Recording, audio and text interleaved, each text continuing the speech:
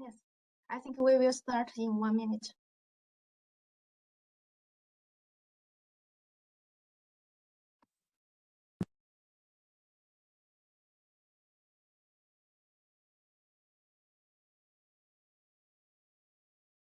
Good morning. Technik from Infineon. Good morning. Hi.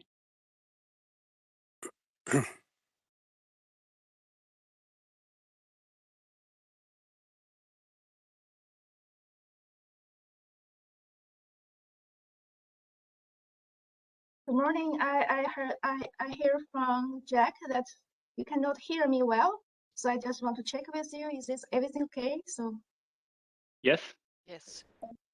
okay, I hear you very well, but I mean,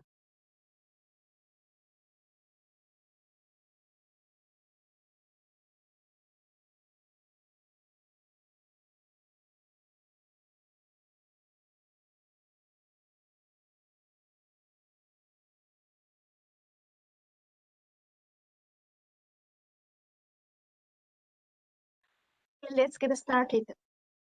I think more will be joined, and we now have 38 people join. So good morning. Welcome to the third COREnect workshop. The theme today is microelectronics and connectivity, Europe going forward. This workshop is organized by the COREnect project with the NetworldEurope SME Working Group and the European DIGITAL SME Alliance. My name is Yang Zhou. I'm the moderator of today's workshop, and currently I'm working as a research manager at TU Dresden with special focus on industry strategy and alliance for 6G. I'm also the Technik manager of COREnect and responsible for the coordination and operation of the project.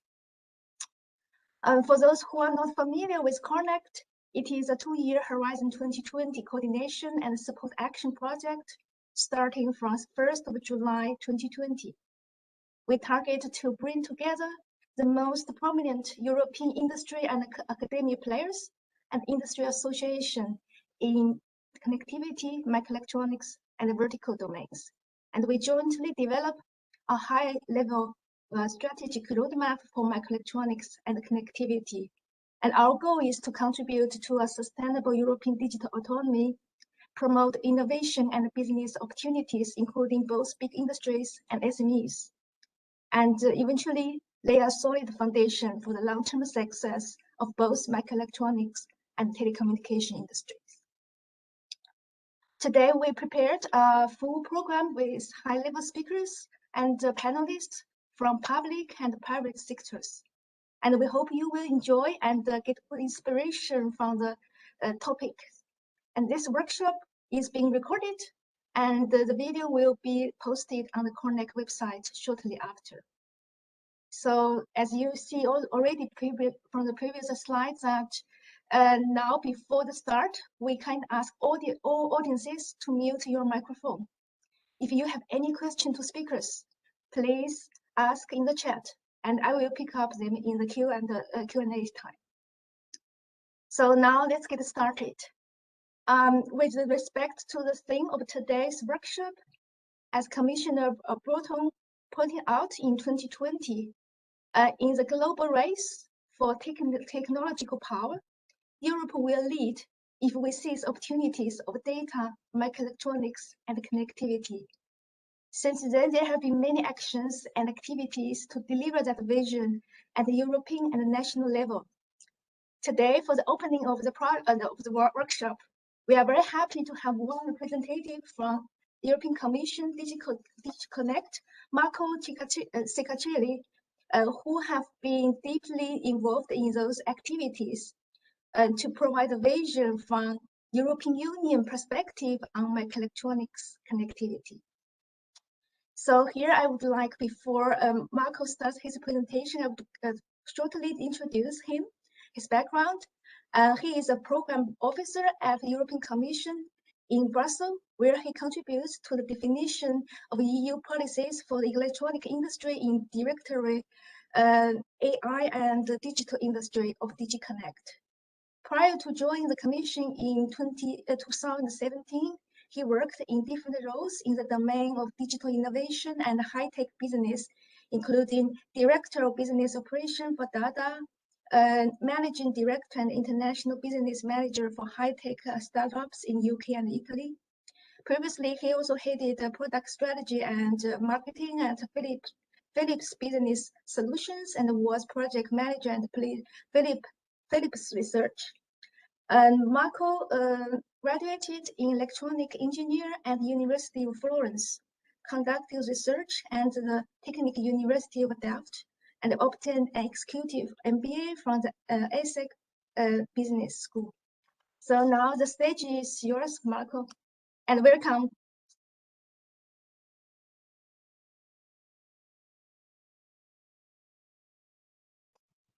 Thank you, Yanning.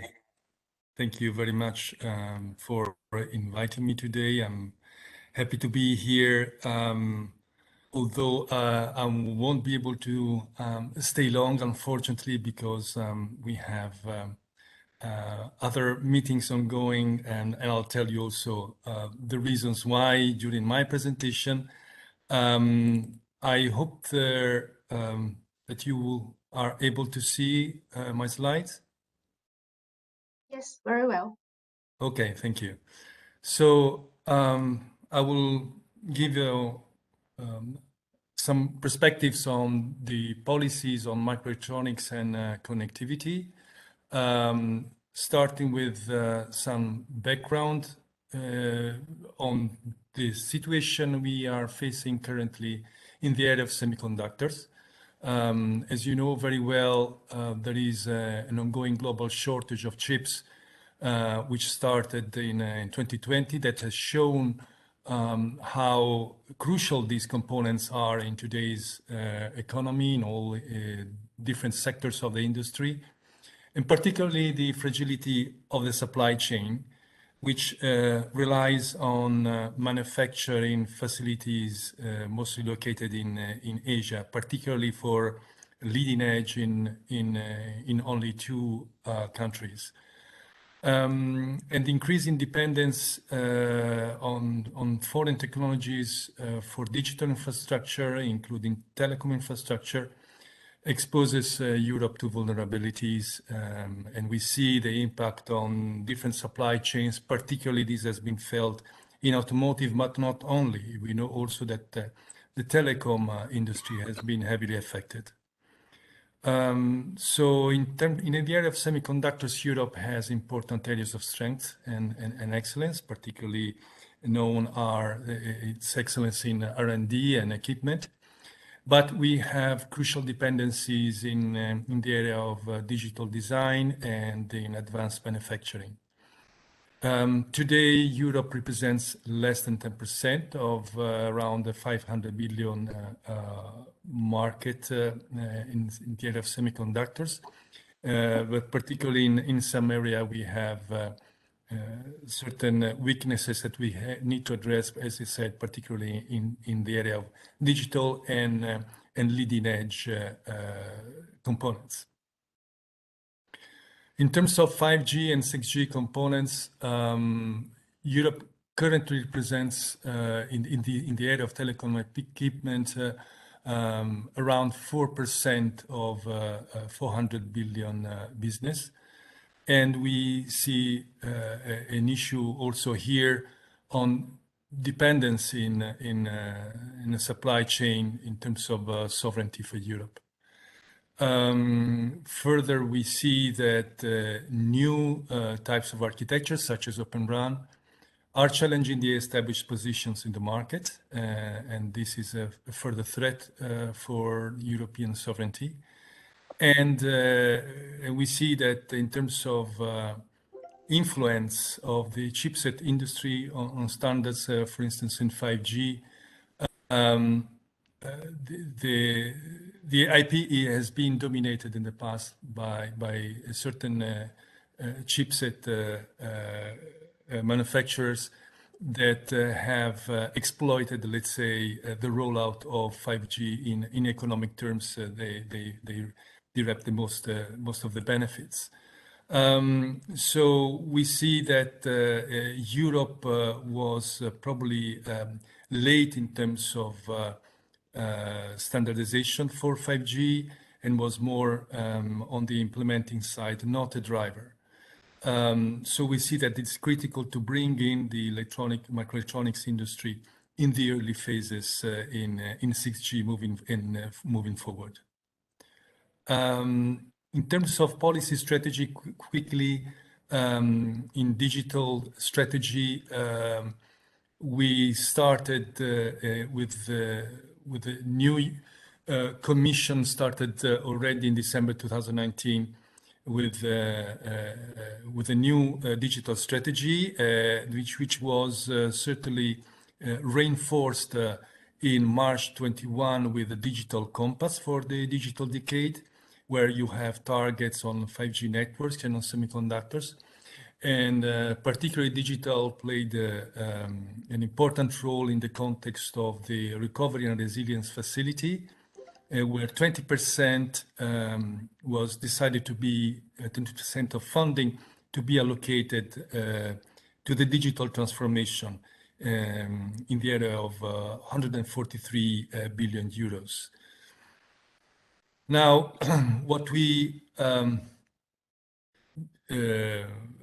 define as priorities in terms of policy for microelectronics and connectivity is the importance to master innovation in critical technologies to deliver trusted components to be able to protect also core telecom infrastructure.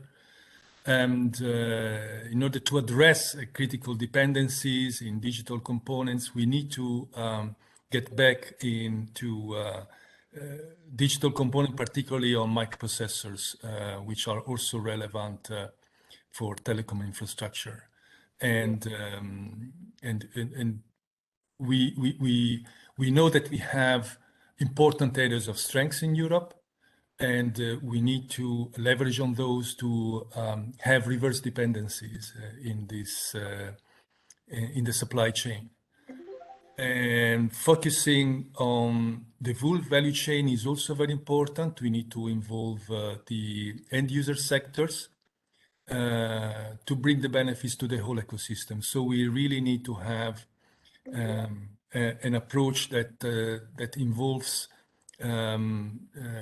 different sectors of the downstream industries, particularly in telecom. We see the need to bring together the chip manufacturers and the telecom infrastructure suppliers with also the not only equipment, but also on network providers.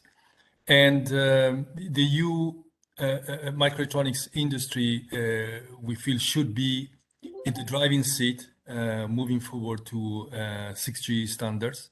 And we believe that the work that has been carried out so far and the work that for the strategic roadmap of COREnect, I think is very important, can be really instrumental for the achievement of results in this area. A few words on 5G and 6G initiatives that have been carried out and planned by the Commission in the past and for the future. We see in the past that we had the 5G PPP, which was established with 700 billion funding in 2013. With an action plan on 5G for the deployment of 5G infrastructure and a digital compass, which came more recently to target deployment with coverage of all populated areas by 2030. And the 5G Observatory is meant to monitor progress. In terms of 6G, we see already that the 5G PPP started with a flagship project and a few projects already focusing on 6G. But most importantly, now we will have the Smart Networks and Services joint undertaking, which has recently started, which will be looking at technologies beyond 5G and towards 6G. with the goal to reinforce industrial capabilities and secure European strategic autonomy in network infrastructures, with the public investments of 900 million in the next framework, and where we believe again that the early involvement of the microelectronics industry is key and is included in its strategic roadmap. So we see smart networks and services as one of the key supporting frameworks going forward for TRL 228 with research and innovation actions and innovation action calls coming up. But you are also familiar with the new joint undertaking, key digital technologies, which is also a part of Horizon Europe and Cluster 4, where you also have a member state participation and industry participation, which focus on electronics components, and there will be certainly room for calls also in the area of telecom components. And eventually, and connectivity, and eventually in terms of new initiatives, you are probably also well aware about the IPCI microelectronics and connectivity. I will go rather quickly over the IPCI because you're probably going to hear more from some other speakers later in the day. But in a nutshell, the ambition is really to focus on the advanced design and production of particularly data processing and communication. We are in a phase of pre-notification currently, which started already in December 21 with 15 member states, and more may join. And the German coordinator announced over 100 participants, so it's very successful. Also, if you compare it, especially with the first IPCI of 2018, with which only had 5 member states participating. Now, as you may also have heard recently that the European Commission has planned to introduce a European Chips Act. The announcement was made by President von der Leyen in the State of the Union speech in last September, and the objectives to create a state-of-the-art European chip ecosystem, including production, to ensure security of supply and develop new markets. And particularly, we see that the objective here, in line with the Digital Compass objectives, is to double European share of global chip production by 2030. And the focus is on the green and digital transition, but also security, safety, and energy sustainability. This CHIPS Act has a goal to increase the resilience and capabilities of the semiconductor supply chain, and ensure, as I said, the sovereignty needs of Europe to contain. It will contain some measures to face supply chain issues and to have crisis mitigation measures. And these measures will have an industrial policy type. It will contain a legislative act, will contain it's a package, will contain a communication and some recommendations to the member states. This has also been announced to be published very soon. So probably you will see in a few days' time, because President von der Leyen announced that it will be published in early February, and that is why we are extremely busy with finalizing all the documents and the internal process for reviewing the documents before they're published. It will include initiatives in the area of research and innovation, and in technology leaderships for design and manufacturing, such as, for instance, R&D pilot lines and design platforms that will be accessible for all type of users in Europe. It will also include measures in terms of state aid to support first-of-a-kind production facilities. This is something rather new for Europe, in the sense that in this case, support to production facility will be allowed as long as it's first-of-a-kind in Europe and not on a global basis. And there will be measures, as I mentioned already, to respond to shortages and supply issues. But also, and I mentioned, I will come quickly on that later, also to support SMEs and startups. One important element in this picture would be also the Industrial Alliance, which will bring together various stakeholders to coordinate and foster the collaboration across the different initiatives. And submission process to join the alliance is still open, and this will have an important role in the governance also of the CHIPS Act. The KDTJU is going to have also crucial relevance in terms of the implementation of the strategy of the CHIPS Act. As you know, it's the successor of the Excel joint undertaking.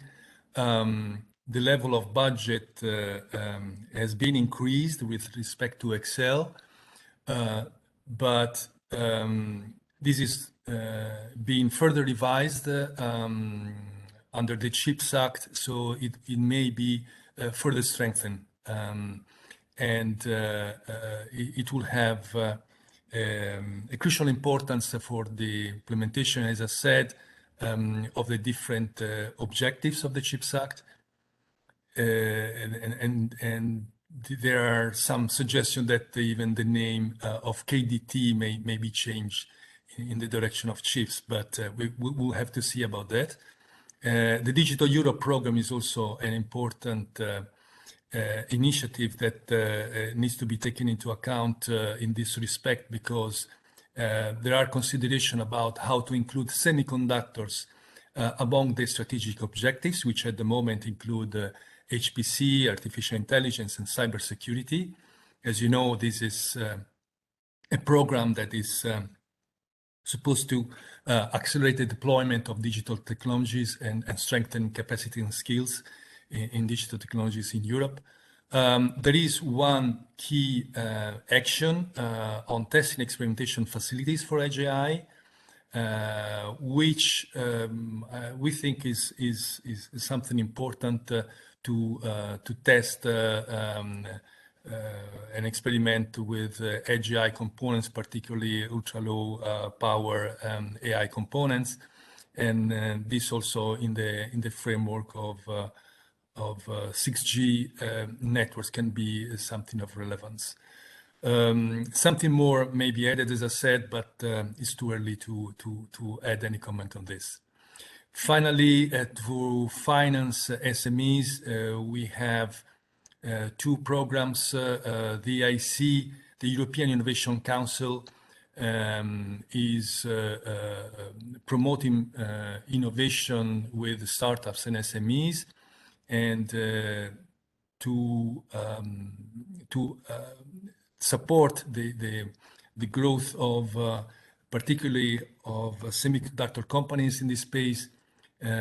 We are considering having a dedicated funding for in terms of grants and equity, or blended financing, mix of the two, SMEs in this space. And also with InvestU, which is another program that is meant to mobilize private and public investments through a guarantee offered by the Commission. Again, in this case, equity and debt instruments are offered by the European Investment Bank and the European Investment Fund, together with some other financial institutions. We see also here the possibility to define a dedicated, targeted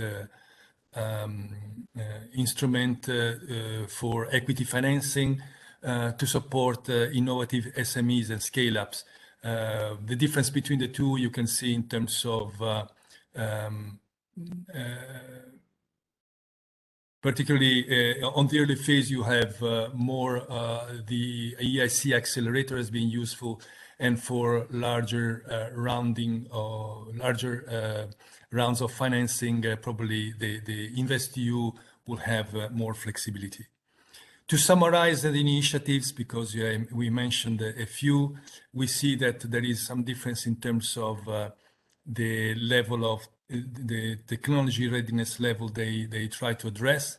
And so we see that we move from Horizon Europe towards the higher TRLs with the different instruments from the joint undertakings, Digital Europe, which is mostly about deployment, and the IPCI covers a pretty wide range up to first industrial deployment.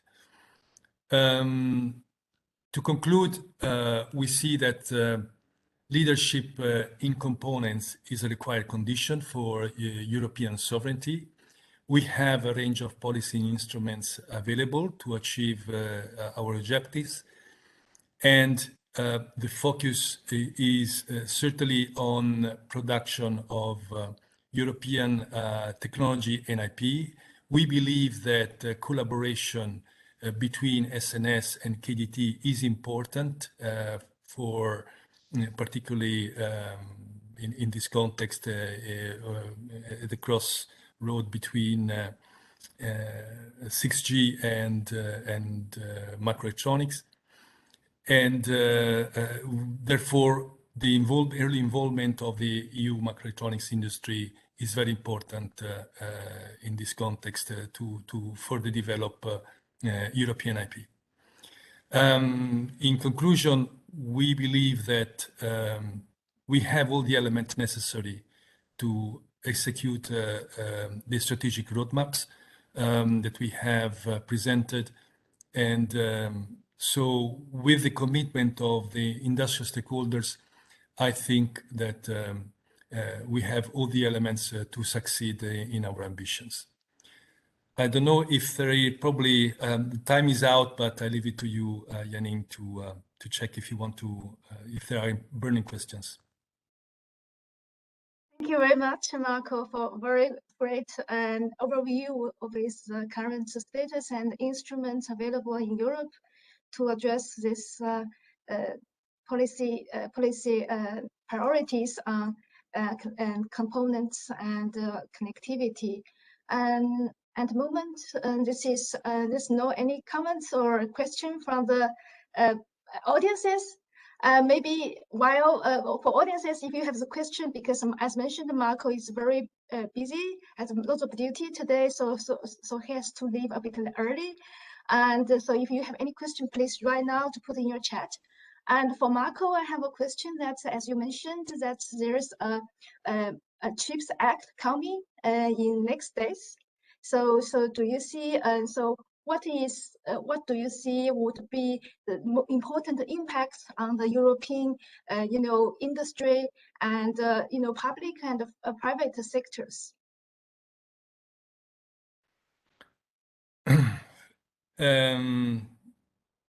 I think there are several aspects that will be included in the CHIPS Act, which will be important for the full ecosystem. We address obviously the the aspect of innovation, particularly to bridge the gap from R&D to market exploitation. So we see that we are very strong in R&D, but then there is certainly a lot of room for improvement in terms of getting the market pull from the industry and supporting the industry to exploit the R&D results.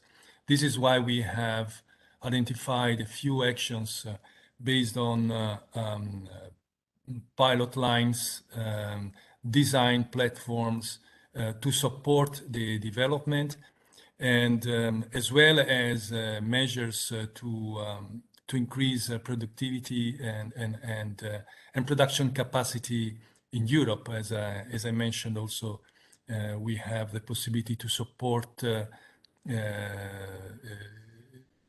production facilities when they are first of a kind in Europe, which does not mean necessarily that is only on the so-called leading edge nodes, but it can also be in different directions. So it can be in terms of analog components, can be in the RF space. There can be, of course, important innovation also with new type of substrates, or in terms of performance, other types of performance, not necessarily only the nodes. And of course, as I said, we are thinking about full involvement of the different verticals in terms of downstream industries.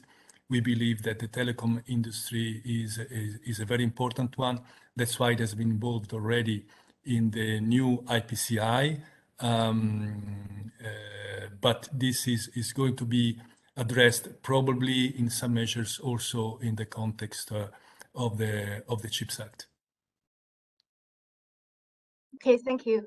That is a very clear message that we will aim to improve the transfer from the research and innovation results into industry and commercial success. So now we have some questions from the audiences. The first one is there any specific efforts to involve fund the SMEs in the KDT partnership? So for example, in SNS, there's a 20% SME participation is involved. So basically, I think the question is that, yes. So how to support SME? Yes, this is indeed for the Commission an important objective. So we definitely want to increase the participation of SMEs with respect to what we have seen in Excel. So in KDT, there are going to be similar measures to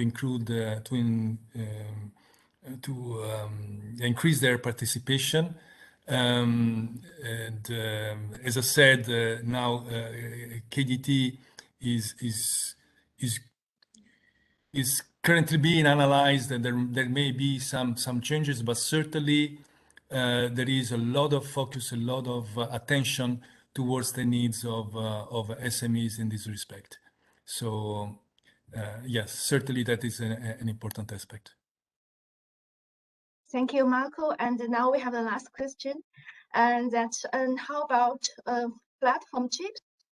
That is a brain of any product of the future, not only cars, but appliances in health, agriculture, robotics. And we see a lot of very little activity in EU, and it is not really ready and lacking this competence. So would I ask, what is your opinion here on platform chips? Yeah, of course. We recognize that we have certain weaknesses, and I did not delve that much into the specific details in my presentation, but I mentioned that we are very well aware about the need to strengthen our position, particularly to address the dependencies that we have from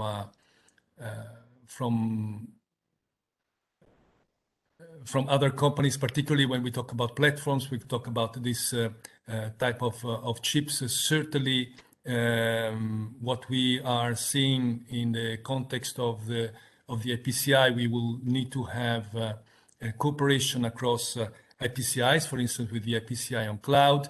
There will be certainly a lot of interesting developments for what concerns automotive, but also IoT.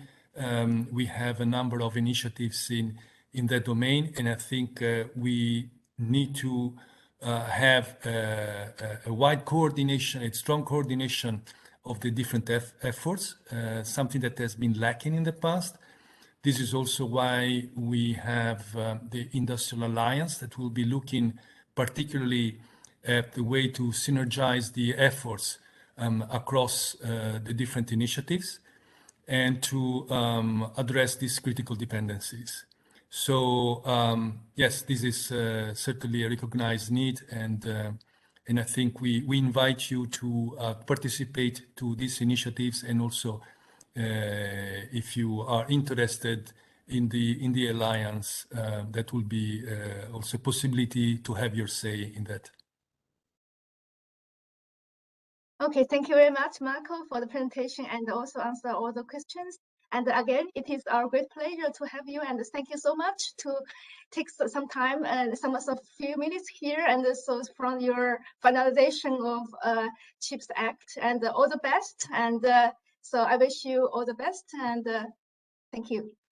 Thank you very much, and thank you for having me here. Yes. One question, Marco, before you leaving, and so can we share the slides to the audiences so that they can Yes, you can. the content? Thank you very much. Thank you. Thank you. Bye. Bye.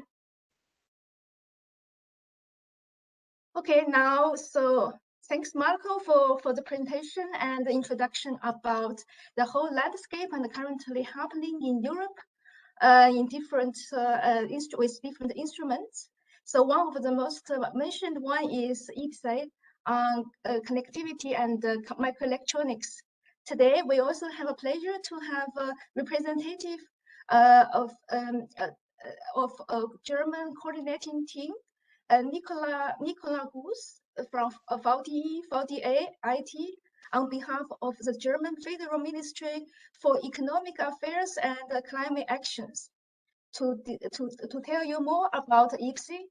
And for Nicolas, he has an engineering degree on optronics from the University Paris 11, and is highly involved in the European activities of the VDI-VDE Innovation Technik GmbH in Berlin since 2004. Nicola has been involved in several EU-funded coordination and supporting actions in the field of microelectronics, and joined last year the EU team within the German funding agency for the Federal Ministry for Economic Affairs and climate action, with a goal to support the coordination action activities of the IPCEI. So now, Nicola, the stage is yours. Thank you, Yanning, for the kind introduction. Hello, everybody. My name is Nicolas Gouze, and yeah, I will give you some insights on behalf of the German Federal Ministry for Economic Affairs and Climate Action on the IPSEC, on the preparation on microelectronics and communication technologies. I think Marco's presentation was a great introduction to that part, as this IPSEC is one of the instruments to realize the European strategy in microelectronics, and to implement also the digital transition. So basically, I'll give you some basic information about the IPSEC instrument to allow you to understand what is behind. Basically, it's an instrument used by member states to fund some very large projects of high importance for the countries, but also for Europe. And it goes beyond the pre-competitive area, it goes into the competitive area. And so that's where actually state aid rules are ruling the markets. And in order to be able to support financially the beneficiaries, member states have to ask for exception to the state aid rules. And that's why this process has to be submitted to the Commission, to the European Commission, which will give this exception for the funding of member states. And when I say Commission, that's in first stage DG competition. Now, of course, it will involve also others DGs in the European Commission, but it's actually, I would say, kind of heuristic exception. So it requires the competencies from DG competition.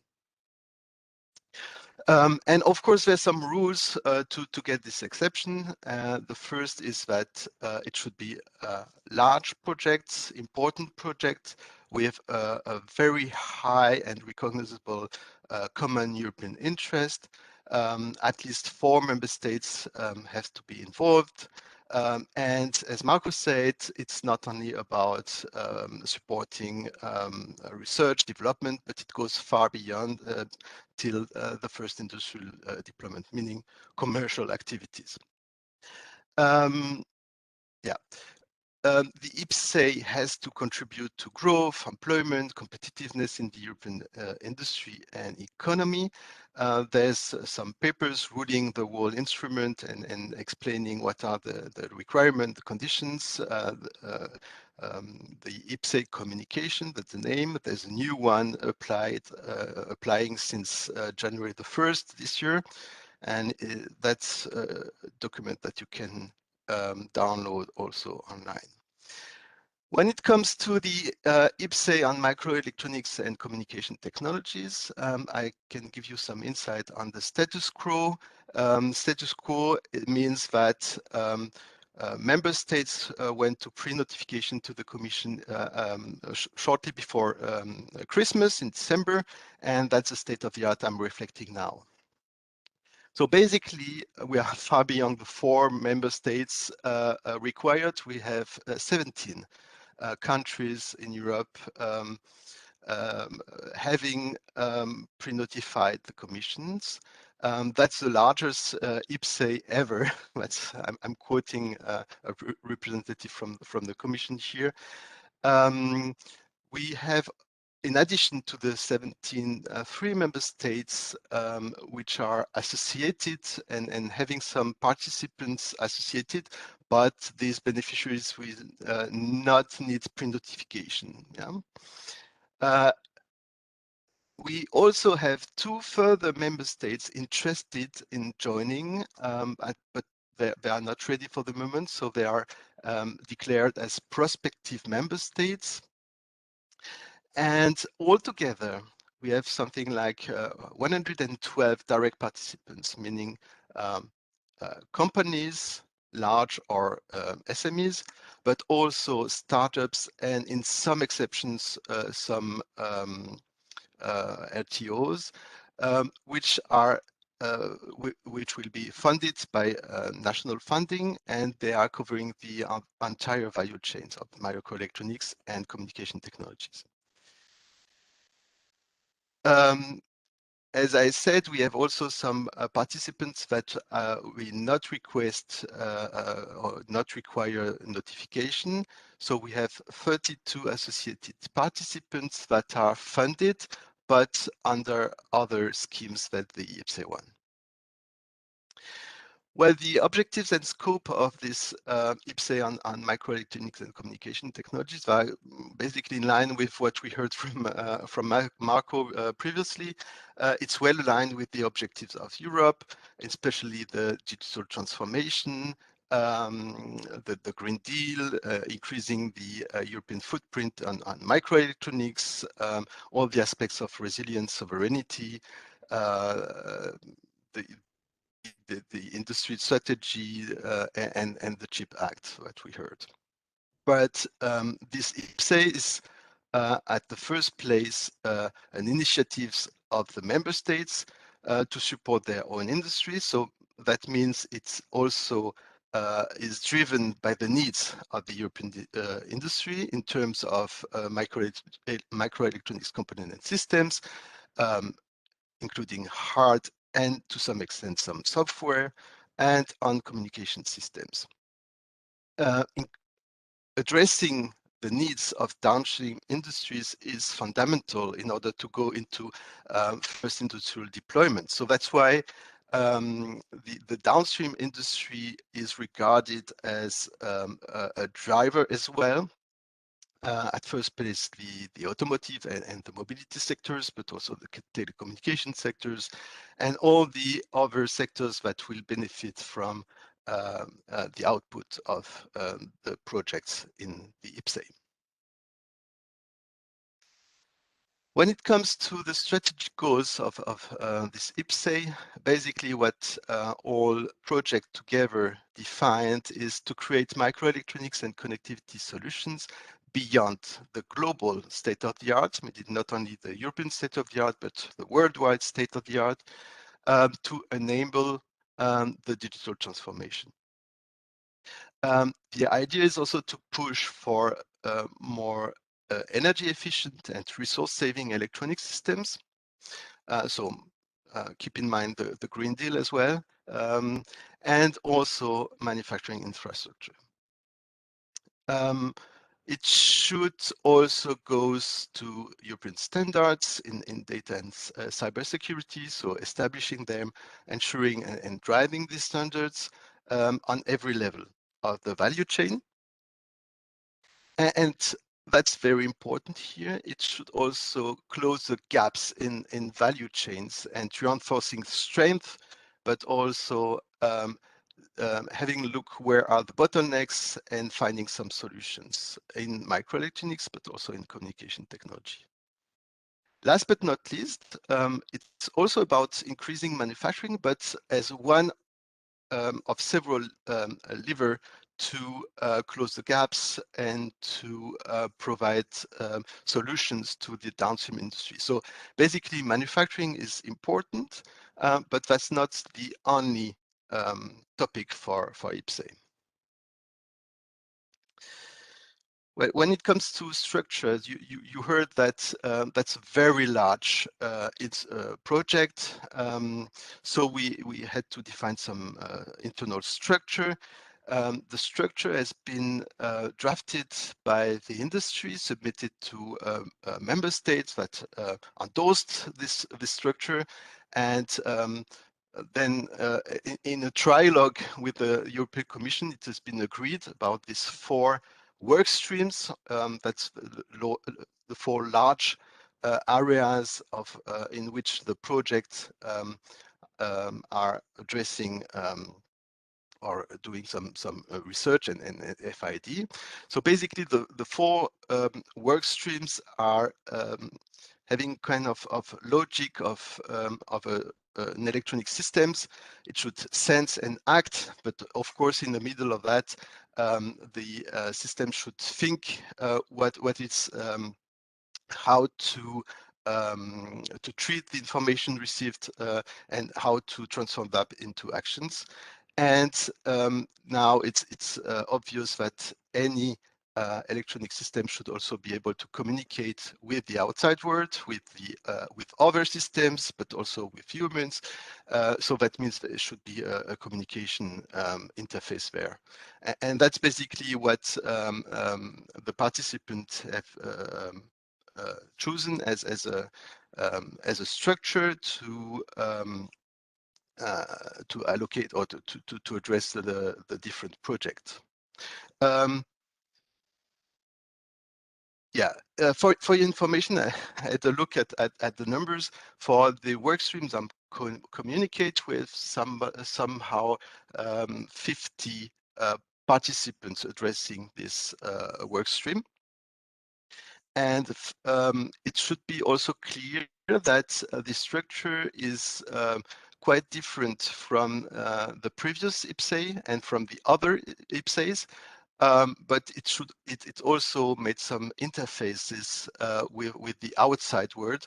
So that's why we also have a kind of framework. It's in light gray. It's maybe not so easy to see, but we defined a framework to transform and to enable the digital transformations. So it encompasses all four work streams and draft a kind of interface between the work streams themselves, but also with the outside world and other initiatives. I will come back to that later. So basically, all the work streams that we saw previously are organized in different work packages covering the value chain. And from work package 1, tools and technologies, to work package 4, subsystems and systems, you have all the different topics that are needed to implement the projects. So the project can concentrate on one or several work package and as well as on one or several work streams.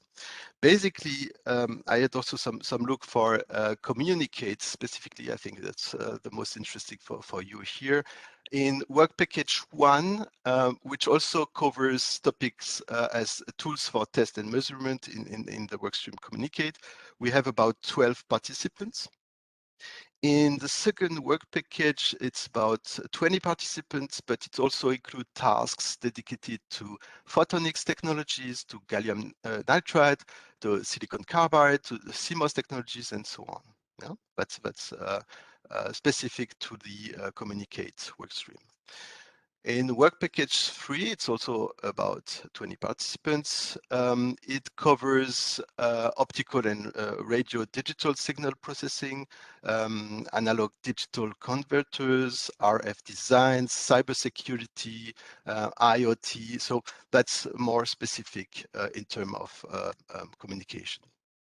In the last work package on subsystem and systems, in the work stream communicate, it's dedicated to systems and subsystems for communication networks, and it includes tasks related to optical and radio subsystems, tasks dedicated to co-design, hardware and software, and to edge cloud and edge AI as well. So that you have a clear idea of the specificities of the workstream communicate here. Well, you heard that IPCEI is about making exceptions to stated rule, and one counterpart that the Commission is demanding and kind of balancing the support of beneficiaries, of direct beneficiaries, is to create spillover for Europe. And basically, spillover here means that not only these direct beneficiaries should have something from the IPCEI, but it should expand to the larger science community, economic community, but also the society in Europe. And basically, there's different forms it can take. For instance, it should be also addressing R&I knowledge, protected or not by intellectual property rights. It should generate new knowledge, also through the part on first industrial deployment. And it should reach far beyond the core partners and the participants. So it should involve much more, a larger community than the people in the IPCEI. And it should go also to other industrial sectors. So that's where also the downstream industries are involved. Then we, of course, to realize this spillover, but also to make that this IPCEI is integrated into global policies at national European level, and to show this integration, the IPCEI participants should be interlinked with other initiatives.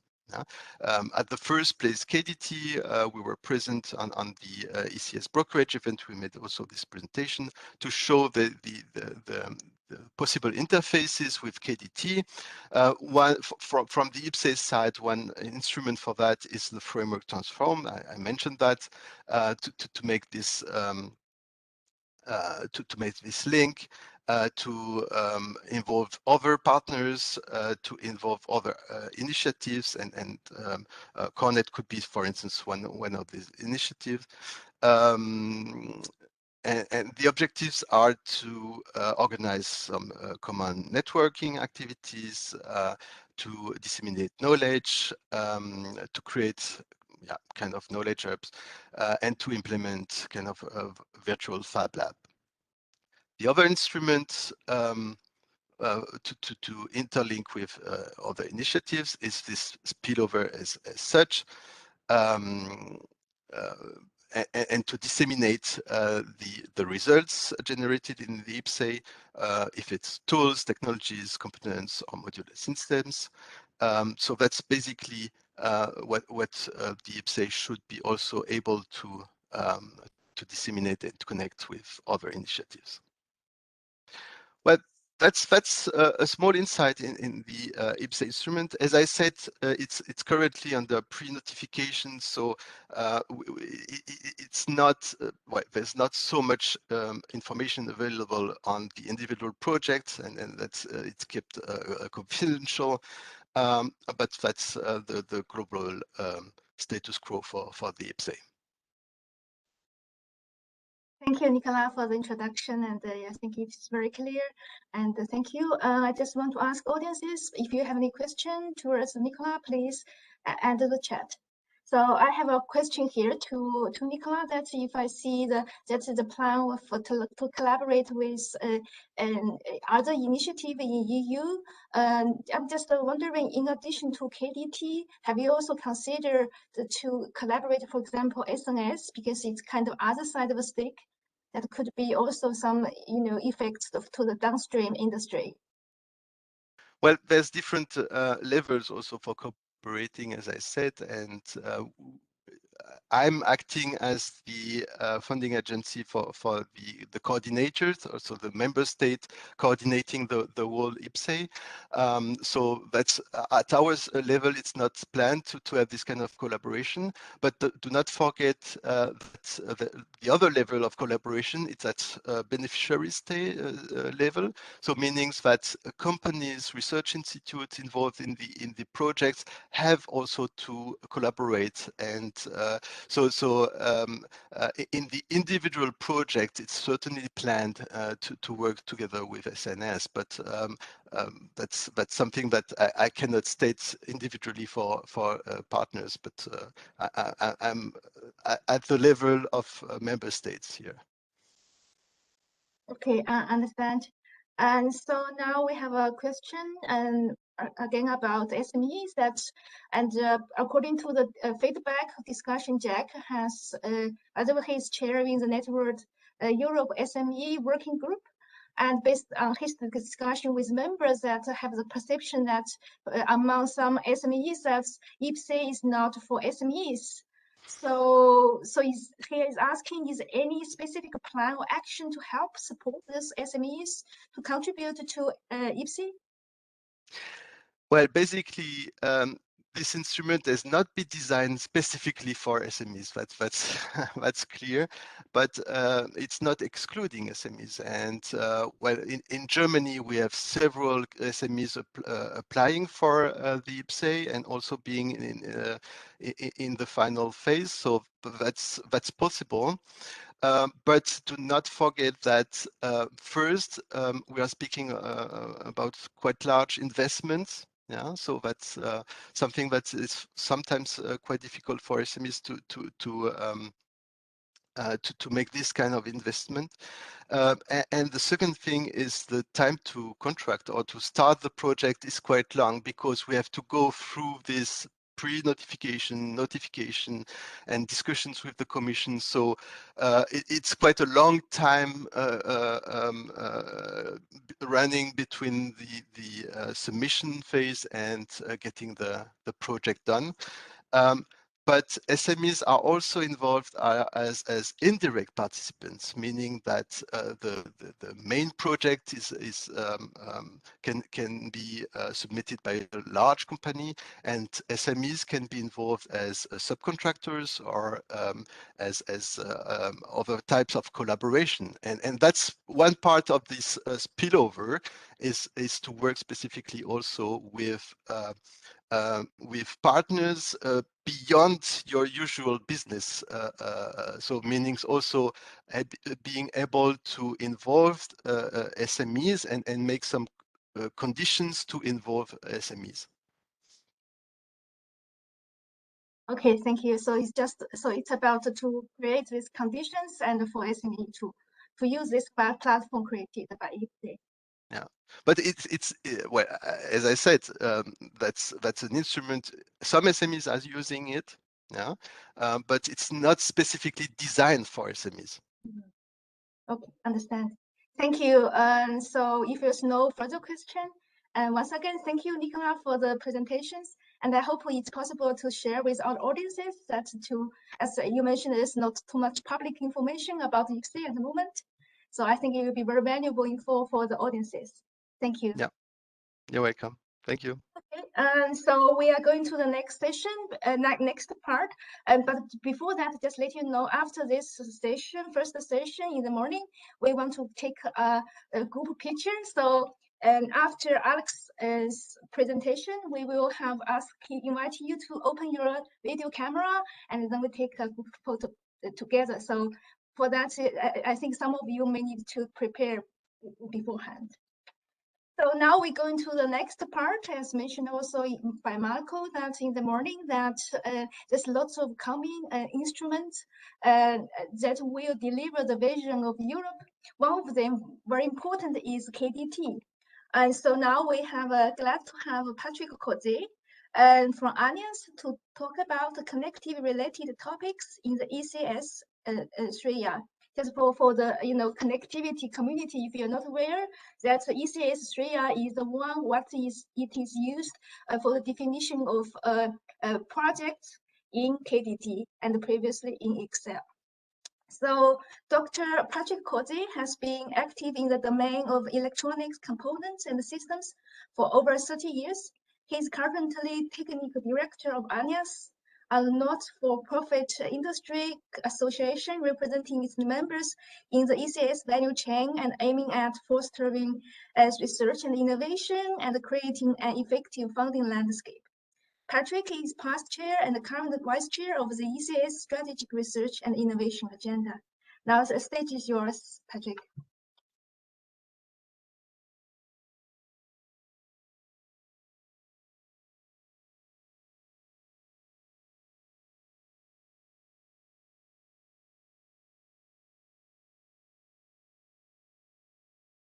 Okay, yeah, I think I was on mute. Can you hear me now? Yes. Hello, and can you see my screen? Yes. So the question is whether, okay, you have it hopefully in full screen. Is that okay? Can't hear you, Yannick. Yes. It's in full screen. Okay, great. Thank you.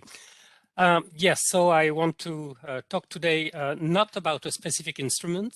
So I'm not going to talk about the KDT. I'm going to talk about the Electronics Component and System Strategic Research and Innovation Agenda, and focus a little bit more on the topics of interest for this audience, which are the connectivity-related topics in this strategic research and innovation agenda. So first of all, what is the strategic research and innovation agenda? It is so a document which is describing the major challenges and priorities and the necessary research, development, and innovation efforts required to tackle them. in the area of electronics component and systems up to system and system, so spanning the entire ECS value chain. And whoops, is it? I don't see myself now. I see in the screen, so I'm a little bit lost. Do you see my screen or not? I don't see it. Oh, so that's very, very weird. What happened is, okay, I'm going to start sharing again. Hopefully. Okay. Okay, sorry for this. So it's a joint effort of 3 industry associations which together represent the electronics component and system community. So AENEAS, the association I'm working for, EPOS, which is more targeted towards smart systems, and inside industry association more on the embedded software and system of system side. This effort to develop the SRIA is led by a team, core team of 9 members, 57 chapter leaders, and altogether there are more than 300 experts from across the community which are participating in it. What is important also to note that it's funding program agnostic. So we are really trying to develop a vision of what is needed in terms of research and innovation efforts for the coming 15 years. Nevertheless, and as you correctly pointed out, Yanning, in your introduction, it is the basis for the work programs which are then issued by KDT, and before that it was indeed the Excel joint undertaking, but it's also used by other programs, and in particular by Eureka cluster programs. Before that there was Penta and Euripides, and now the new program, which is a successor of Penta and Euripides, is ex-ECS, so which is also another way of funding research and innovation in our domain. Oops. So what is the structure of the strategic research and innovation agenda? It's basically, in terms of technology, it's a matrix structure where you can see going from the bottom to the top, we have what we call the foundational technology layers, and it's a technology stack starting from the process technology and even the equipment and materials to manufacture, let's say, the chip, to make it simple. On top of that, those chips are assembled on PCB boards and to realize modules. Then, of course, at the same time, there is also a development of the embedded software, which brings the brain, so to speak, so the software brain to logic, to those components. And finally, those components can themselves get integrated together into systems and systems of systems. So this is the technology stack. And on the horizontal axis, you see what we call cross-sectional technologies. So these are technologies which are either developed, let's say, on the shoulders of these technology stacks, which I just explained, or which are used or are features that needs to be present at all level of this technologies stack. For example, quality, reliability are type of features that needs to be there at all level.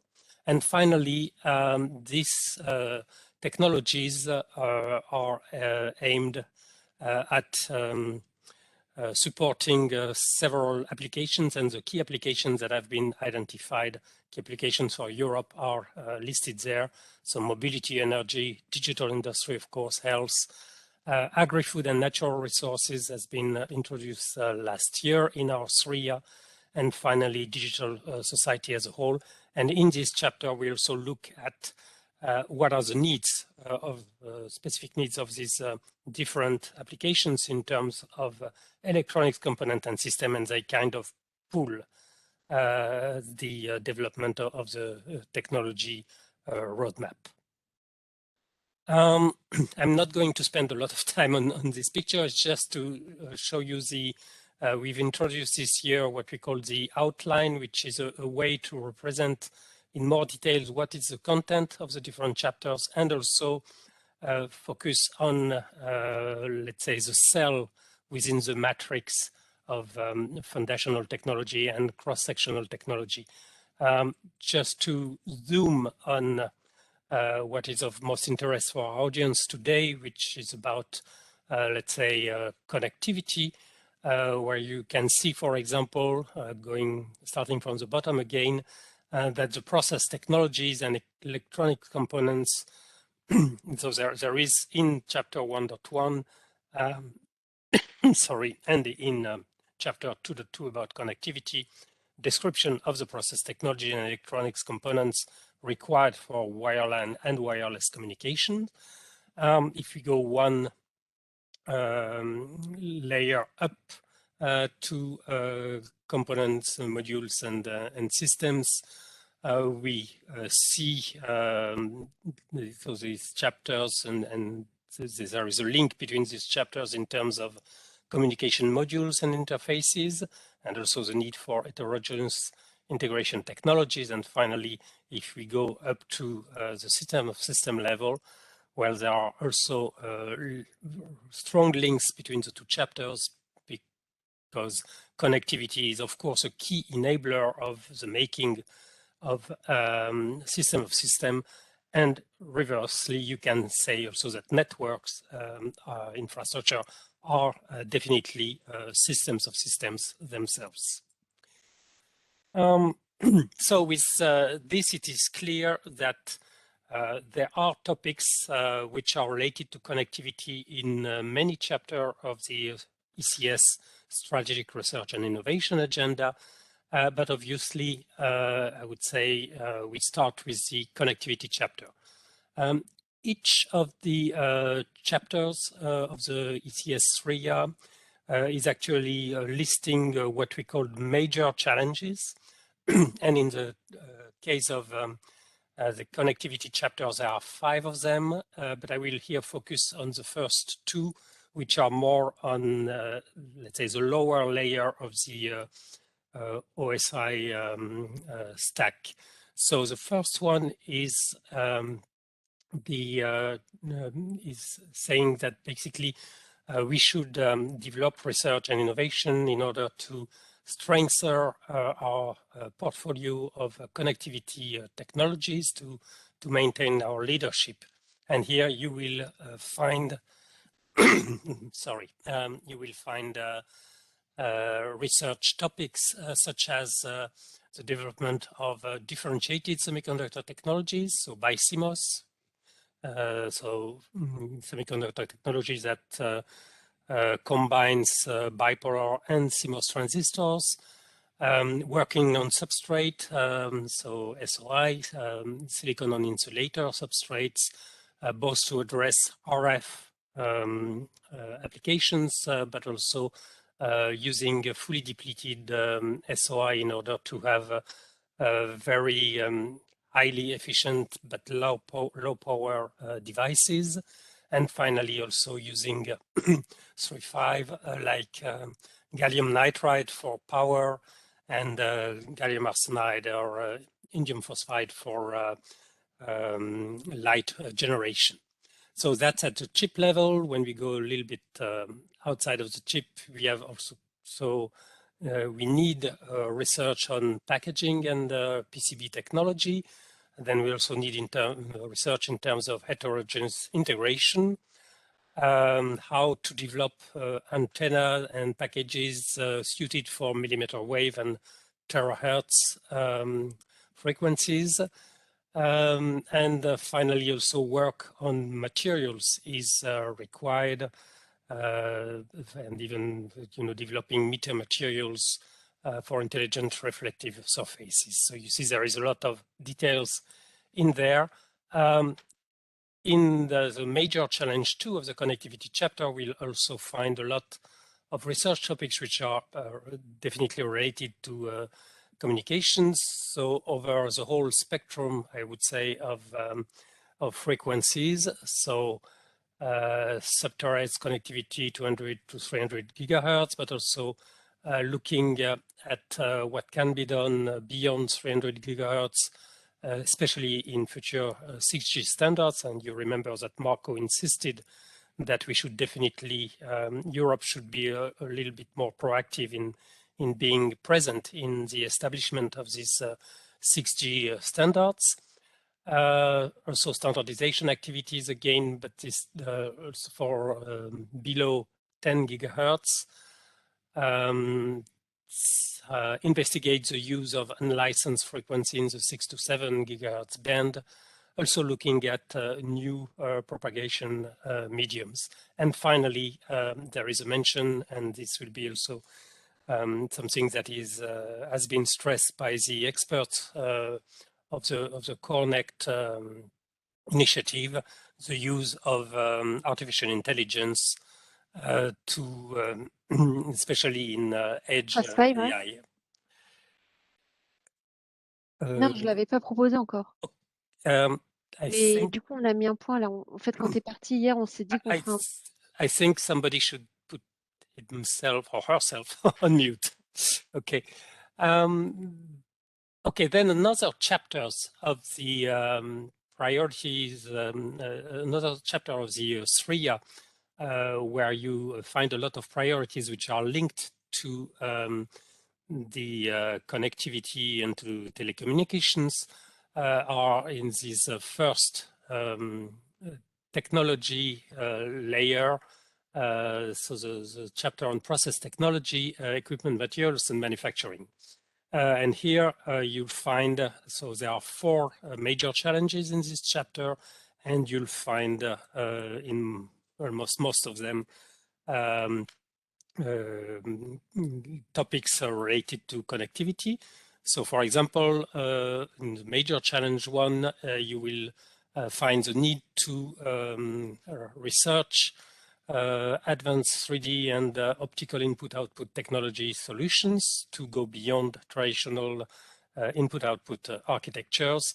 And also one topic which is also stressed by the COREnect experts, the need to develop non-volatile memory technologies to also allow for local AI processing, which is a way to reduce the workload on the network. If we move to major challenge 2, here we see that there is this need to develop device options to be able to address RF and millimeter wave technologies. The idea also to bring MEMS and MOEMs, as well as micro-optics, nanophotonics, photonics-enabled devices into a CMOS-compatible packaging flow. And finally, the need to integrate solid-state light emitters also onto a CMOS-compatible platform. In terms of advanced heterogeneous integration and packaging solution, here the need to develop packaging solutions for millimeter wave applications up to going towards terahertz application is also stressed. In another chapter, so going one level up the layer of foundational technology, in the SRIA, we also find the mention of telecommunication or connectivity-related topics. So you see there is a need to develop high-speed communication features. I'm not going maybe to list all the topics here, but also there is not only let's say communications, which is of course research area, but also energy and thermal management, and definitely here also this is a research need which is addressing the requirement of communications industry because it definitely says that we need to work on solutions for thermal management for integrated photonics. Materials for integration, again, need to develop functional materials to be able to integrate photonics, but also to address efficient modulation, higher bandwidths, and so on and so forth. And finally, at the level of the manufacturing and integration processes, there is a need to develop a way to integrate photonic systems with RF, with MEMS and NEMS with sensors, also to allow the integration of 3.5 materials, as I mentioned earlier, and finally to develop all the equipments to be able to realize those integration. Two other chapters can be also mentioned where you will find topics which are definitely related to the communications needs.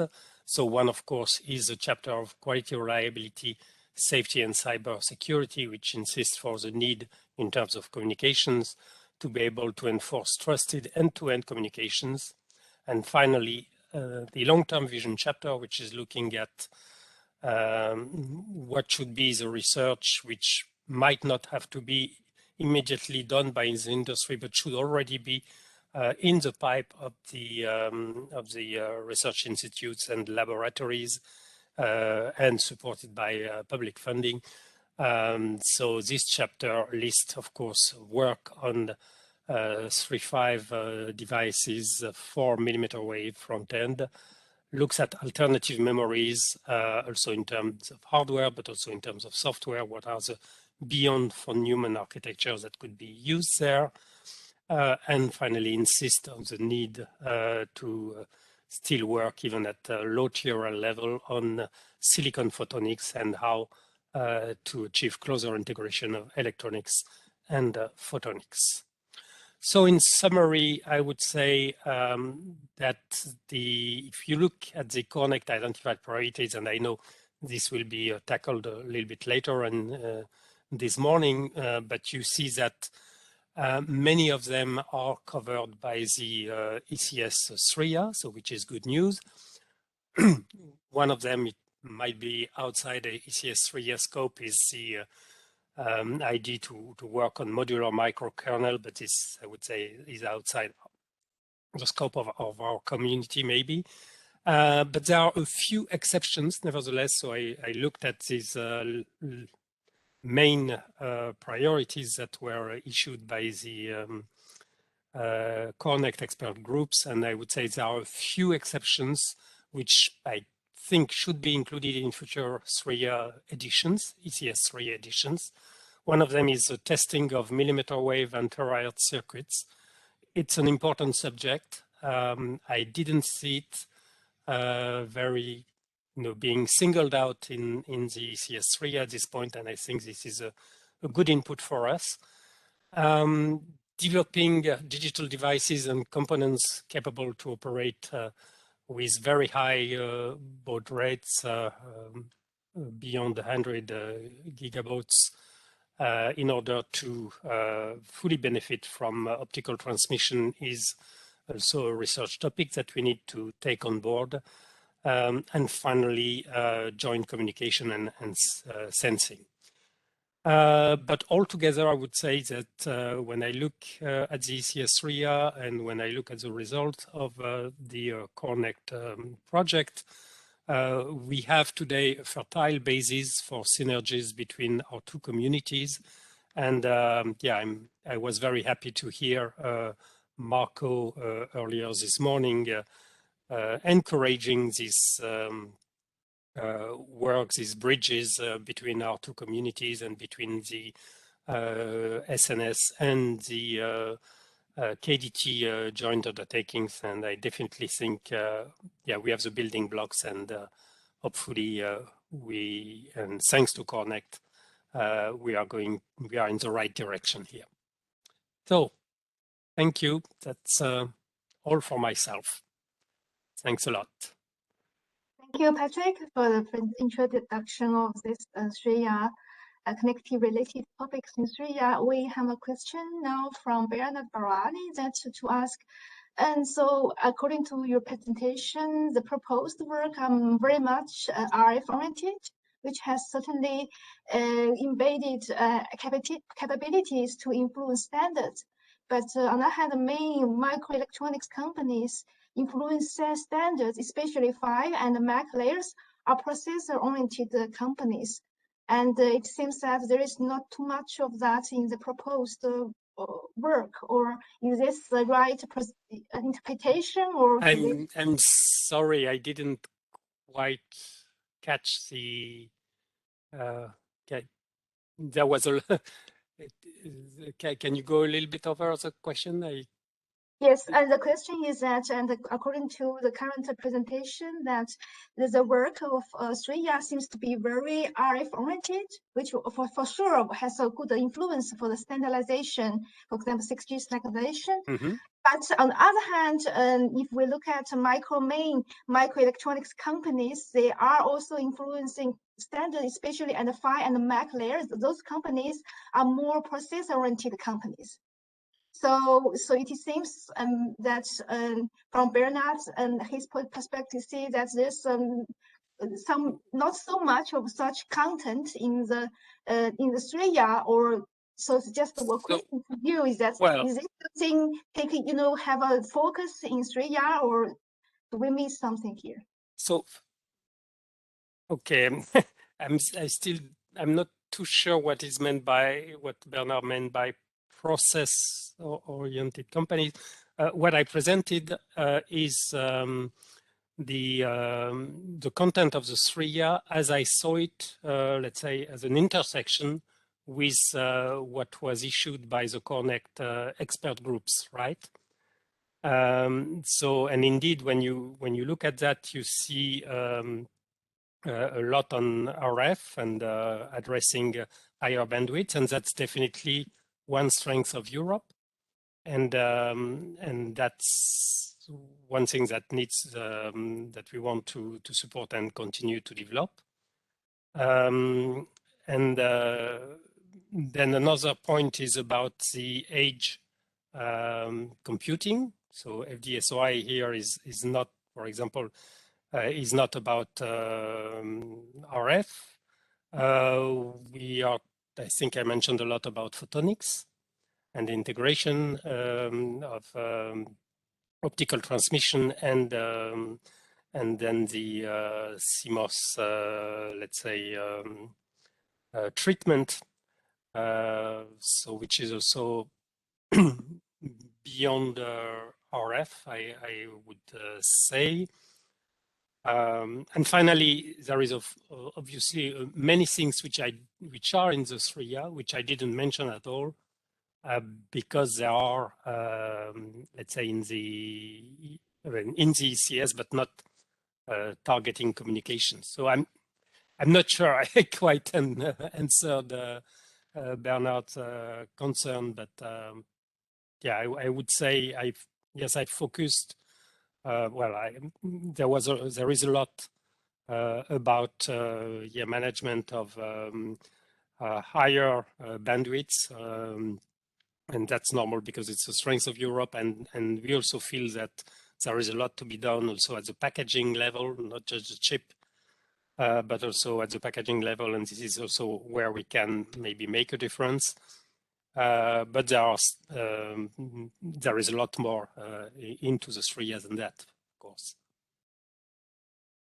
Yeah, to my understanding, and Patrick, in SRIA, there's also a chapter on specifically on this kind of processing or digital technology, right?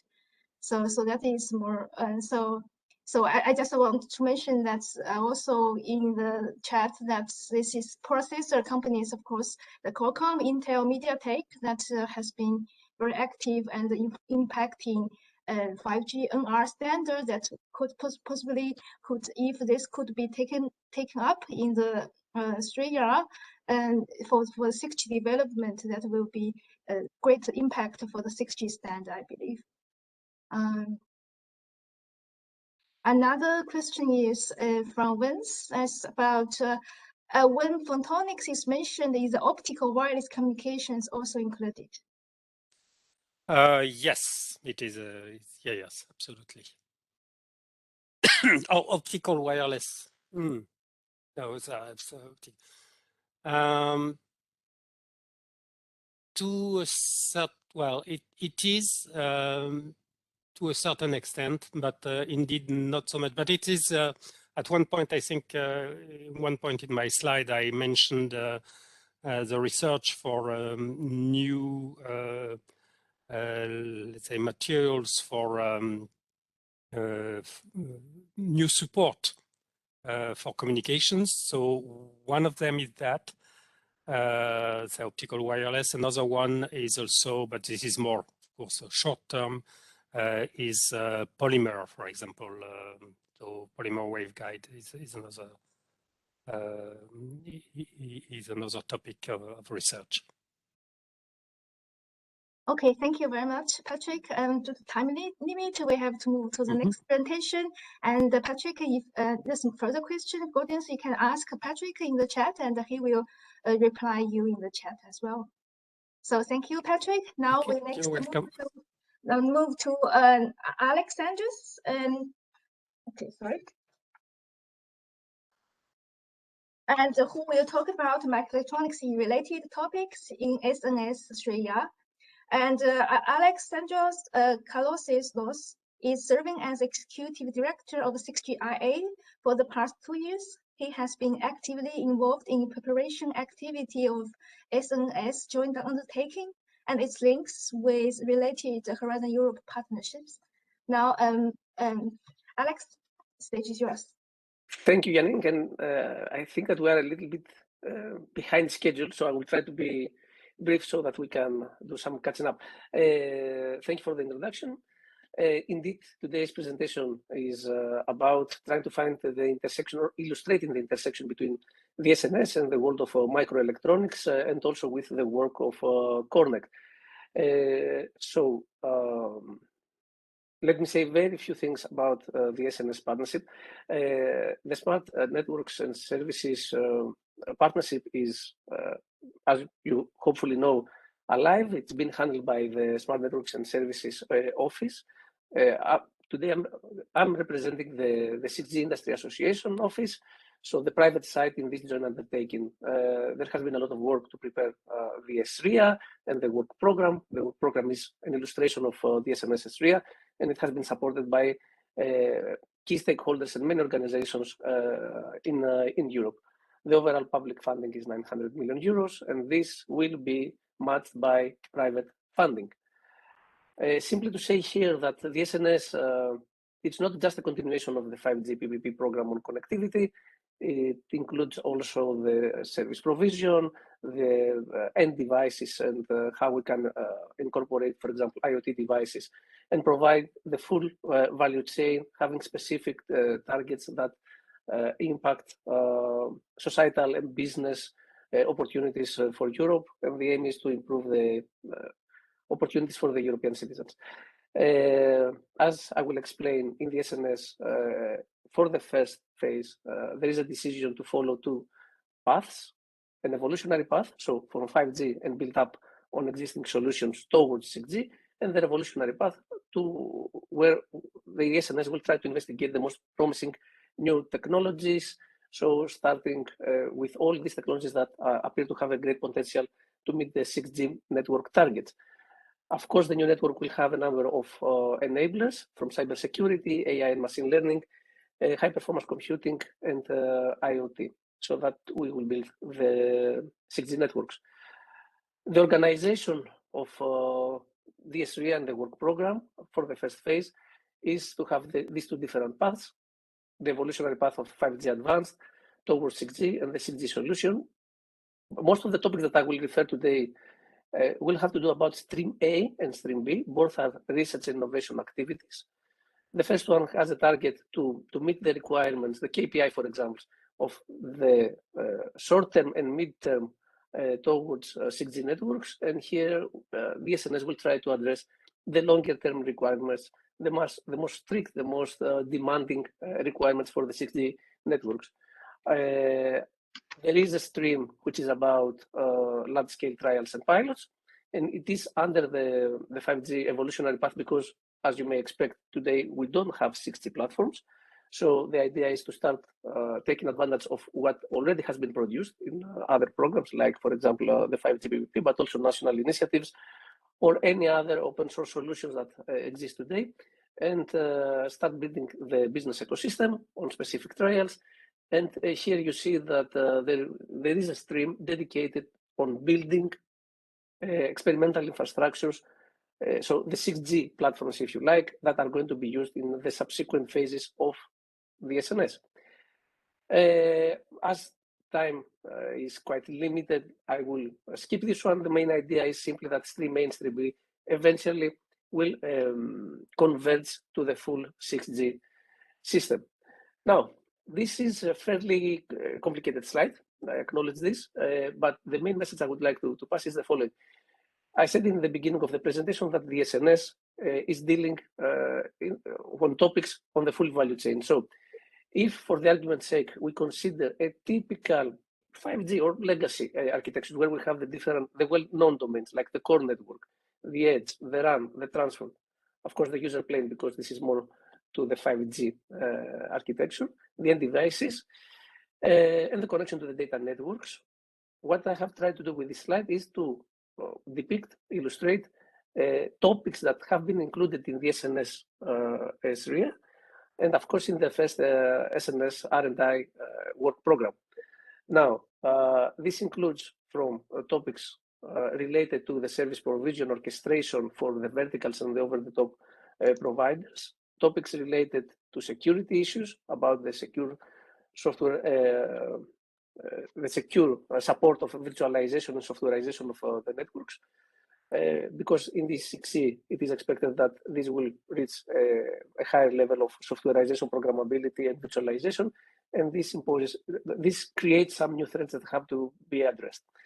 In the core network, there are topics related on further improvement of the core network components, user plane and control plane, even the link to the management plane, how the service-based architecture, for example, can be further improved.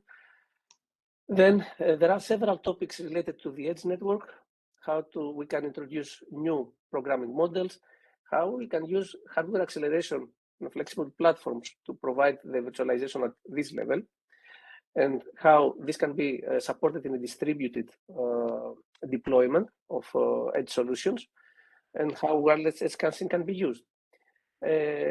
On the access part, we have, of course, the end devices, where there are topics about the deployment of new IoT components and devices.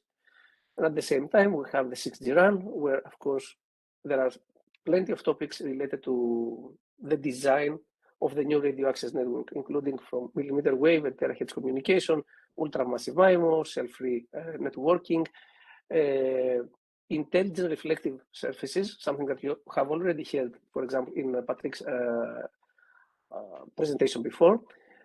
Several topics about how to improve the energy efficiency, which is one of the main targets of the SNS, how open and disaggregated solutions can be supported and deployed in RAN, and how hardware acceleration can play an important role there. How to deploy solutions about joint communication and sensing, which is also quite promising. Topics related to human-friendly radio. This is related to EMF and how the new solutions can address several of the issues or the worries that we have been witnessing from the side. And if it's possible, because it's very difficult for me now to mute, if it's possible, please make sure that you have muted your mic. Thank you very much. Then from the RAN, we go to the transport network, where there are solutions about optical communication and photonics, and in terms of supporting higher capacity and also energy efficiency. And finally, in the user plane, to design new protocols and new data transfer schemes and improve the user plane performance. Now, in the following slides, I would like to walk you through the following. Here, I have tried to identify from the previous topics which are the topics that appear to have some linking with the community of the ACS, the community of microelectronics. So there are topics related. Once again, please, Rudy, if it's possible, please, if you could mute your mic. Thank you very much. Thank you, Rudy, because we can hear you typing. Thank you. So this indicative list includes flexible hardware platforms that are needed to support virtualization. Secondly, there are topics related to hardware acceleration that are most likely needed in open connectivity solutions, disaggregated RAM solutions. AI and machine learning is going to be a key enabler, but the thing, and we are going to see this in cloud, deep edge, and devices, but the thing is how to support this in a most efficient way and meeting all the requirements that AI and ML will have, because it is expected that a huge volume of data will be there, and the training and the responses from this system has to be quite fast. Intelligent reflecting surfaces is another big topic that is clearly related to the microelectronics. We had this before. The target is to have the cell-free MIMO, massive MIMO solutions. Transceiver for higher spectral efficiency with improved power consumption, high-density digital logic, chip package, antenna co-design. Now, I read all these bullets because you have heard all of them in the previous presentation from Patrick. So indeed, there is a correlation between SNS and I think DCS SRIA. Human-friendly radio systems, handle increased density, control the EMF, as I said before, self-powered and energy harvesting devices. So now we are discussing on topics related to the end devices part of the network. So that's why you see ultra low power IoT, tactile IoT, etc., and none of things networking. Now, this is one exercise that I have been doing in COREnect. In Work Package 3, there is deliverable 3.4. These are the results and the recommendations from the expert groups. And you are going to listen today to all the results from the 3 expert groups that we have in COREnect. They have produced a number of recommendations, and my attempt was to do some mapping and check for this recommendation if the related topics are indeed present in the SNS work program or not. Now, the short answer is yes, they are. If I can give you the summary, there are topics in the SNS work program related to wireless communication in terms of terahertz communication, ultramassive MIMO, new waveforms, etc. There are topics related to photonics and optical communications. There are topics related to the overall architecture, because it's not only on taking the solutions, for example, from microelectronics, the thing is how to integrate them and how to have the complete system and check if the new system meets the requirements or not. So I will walk you through very rapidly on this. So when you see significant increase in data rate, traffic capacity, connectivity, density, etc., these are clearly network KPIs. And we have topics in Stream A and Stream B. Stream A, simply to remind you that these are the SRIA topics that focus on short-term requirements and impact through standardization activities. And Stream B is the revolutionary research. So there are several topics in different areas, like new radio access technologies, ubiquitous radio access, topics related to optical communication in the transport part of the network, and even in the involved architecture of the global system, focusing also on energy consumption. And similar things in Stream B. Several topics in wireless communication and communication infrastructure, technology, and devices. So here is the wireless part, and in this strand, as we call it, under Stream B, there are topics related to photonics, optical communication, new physical layers, and associated protocols for short-range communication. Similarly, we see another recommendation from COREnect about the evolved RAN, and the topics in the SNS are quite similar. Again, here, increased RAN computing capability and virtualized RAN, that these have to be addressed. And of course, on top of what I was describing previously, there are also research activity related to edge computing evolution. this advanced MIMO and ultramassive MIMO, or millimeter wave beamforming transceiver and front-end design, ultra-dense deployment of access points, all these topics are included to a significant extent in several topics in Stream A and Stream B of the SNS SRIA and the work program. So as time has progressed, I don't want to go through all the topics. Maybe perhaps I will do an exhibition about joint communication and sensing. This was one of the topics that Patrick previously identified that is not at this point covered in the ECS. There is a topic for this specifically in the work program of the SNS, as well, of course, as having to test the millimeter wave and terahertz solutions. So we have topic like that. But of course, one has to wait and see what the proposals will be in the next few months and what the research community and the industry in Europe will decide to address in this first work program of the SNS. I would like to close saying only the following. There has been already some collaboration with the ACS. COREnect has been a catalyst for this. From the microelectronics community, we have received some input for the preparation of the SNS work program. We have done the same. We have provided input to the ECS SRIA connectivity chapter, and we have been trying to be active and present what is the SNS to the ECS community. The closing statement from my side would be the following.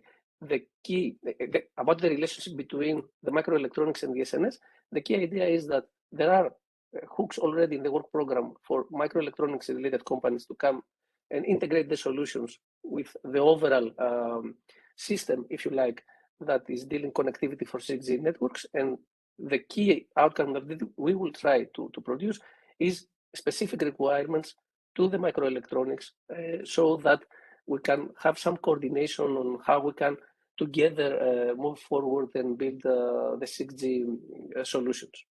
And with this, I have completed. Sorry, it took a little bit longer than I had in mind. I don't know if we have any questions, Janine?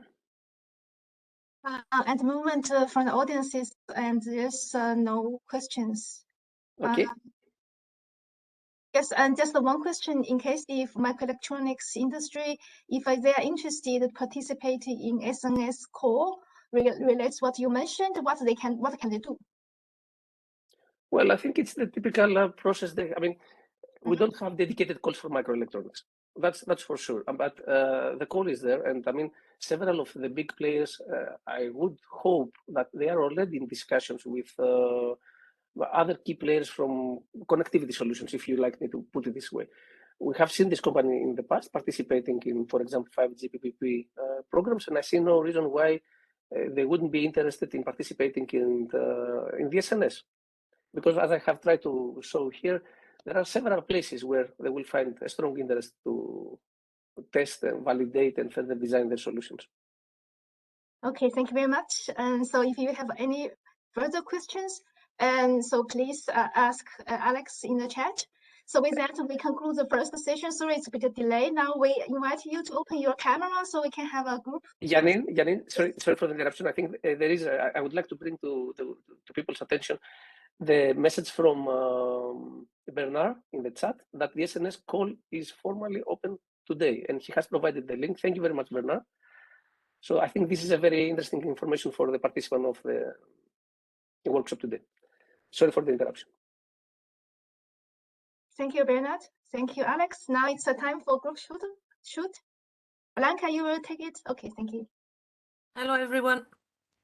Yes, we want you to open your cameras and say cheese. First of all, I'm going to... Or 6G, 5G, or chips? 6G, I think it's great. Okay. So, say cheese. I see. Let me check if it went well. Yes. Yes, now it's okay, I think. One moment.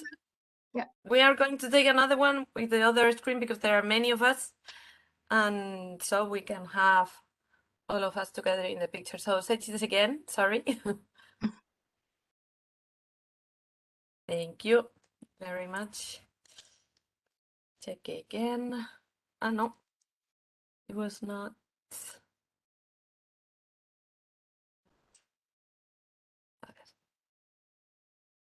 Okay. And now I think it should be okay. Yes. So thank you very much. Thank you, Blanca. So sorry for the very delayed and a little bit running late. So let's have about 3 minutes break. We come back at 11 and 22. My math is slow today. So okay, see you in 3 minutes.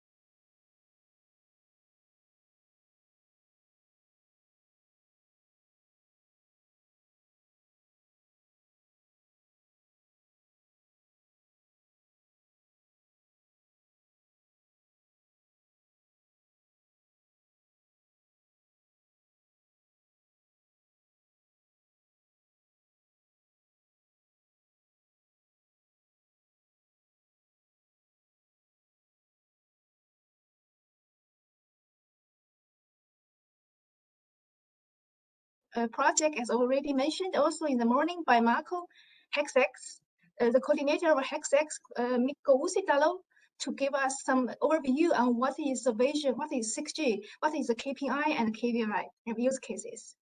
Mikko Uusitalo is head of research department, radio systems research at Nokia Bell Lab, Finland.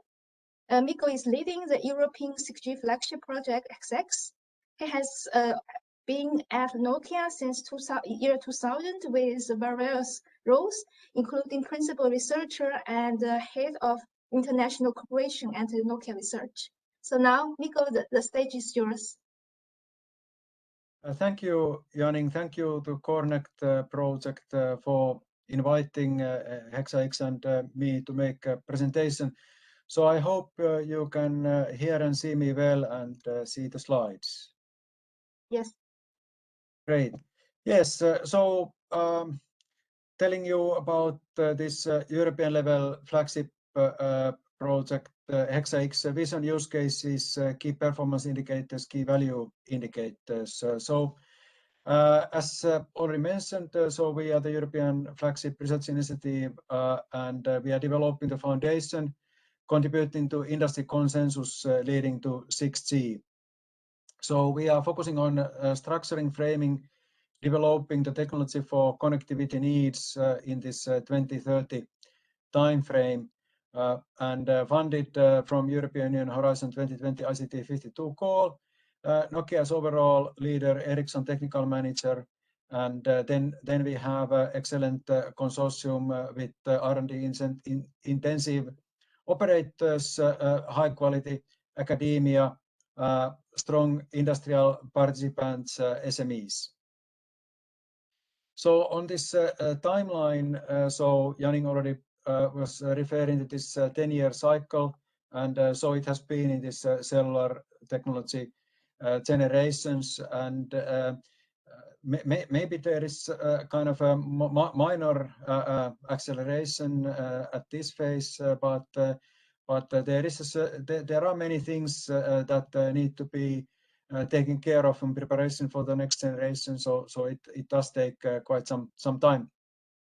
So as said, now we are at this structuring, framing, and then the next set of projects would move more towards the systemization.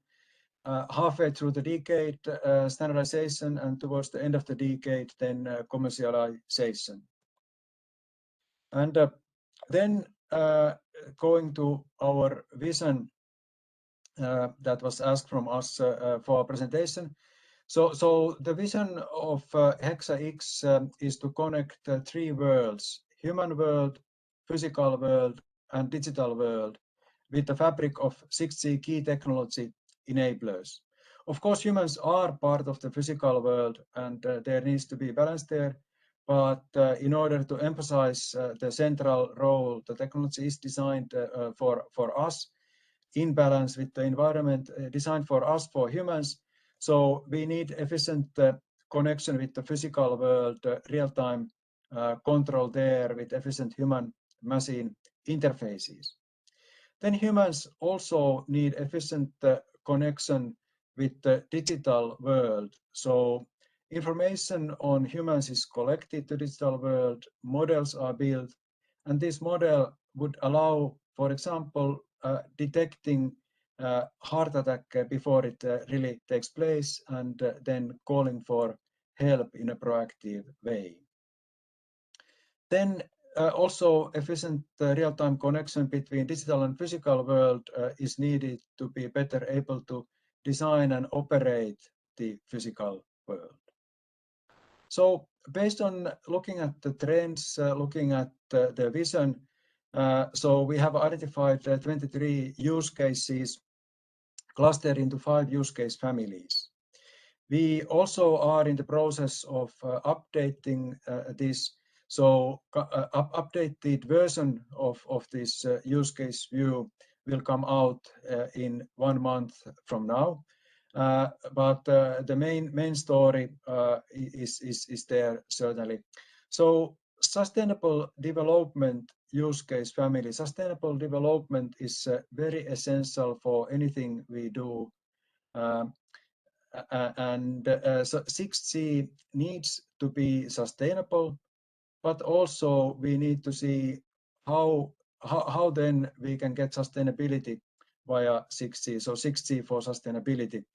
How can other sectors of society benefit from 6G to improve their sustainability? Then the use case family, massive twinning. So taking this digital twin to the next needed level, modeling entire cities, large industrial complexes, having online information updated in the digital model, allowing this better designing, operation, control, also preventive maintenance, so detecting problems before they occur. Use case family telepresence refers to a human or set of humans being connected with each other, with machines, independent of location, with all relevant senses, but also being connected with something that does not exist in physical form anywhere, so connecting to the digital world. This can be applied in the work context, like mixed reality co-design, cultural events, sports, gaming. Use case family, robots to cobots. So looking at a set of machines or a machine helping a human or a set of humans, augmenting these humans, collecting information on environment, and with artificial intelligence also being able to better predict the needs and serve the needs of the humans. Use case family local trust zones, as the name says, referring to various use cases where trust is central, and it's about local connectivity, like local coverage for temporary usage. Then based on the vision on the use cases, looking at what are the essential research challenges for 6G. Already talked about sustainability, so very central starting point. Network of networks. We have these sub-networks just next to human body in some local places, then all the way up to the different level of hierarchies of networks, the increased cloudification, and how does all of this play together in an optimal way. Connecting intelligence as a research challenge. So for 6G, it would be the first time that the new generation is created from the very beginning taken into account the possibilities of widespread use of machine learning in the system. Trustworthiness as a research challenge also very central, as we are having more of our data, also very sensitive personal data in increasing amounts being shared and communicated. So this trustworthiness needs to be taken into account from the very beginning of the system. Extreme experience taking all the previous key performance indicators like throughput, energy, efficiency, and taking those to the next needed level. Global service coverage as a research challenge refers to being able to provide connectivity in remote locations, also refers to being able to widen the availability of these services based on usability and price. So then here we have in the outer rim the research challenges just mentioned, and in the center we have the technology central for 5G. And so what do we need to study for 6G? So for this higher capacity and throughput of the network, need to look what kind of higher spectral areas provide. Also some totally new possibilities like sensing and localization. So using this communication hardware, not having separate hardware for localization and sensing, but this communication hardware on top of communication, what additional information can we get? Also this wide use of AI in the system, as well as many others, on which you can find more information from our most recent deliverables from our website. Then about this key performance indicators, a bit more on those. So yes, we need to extend the earlier central key performance indicators.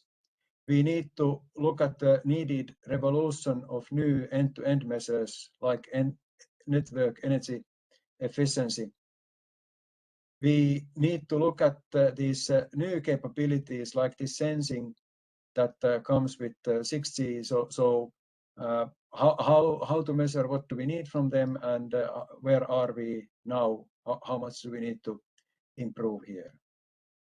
And then also very essential key value indicators that in many cases are more difficult to measure in quantitative terms, related to sustainability and tying the work to United Nations Sustainable Development Goals, as well as trustworthiness, digital inclusion.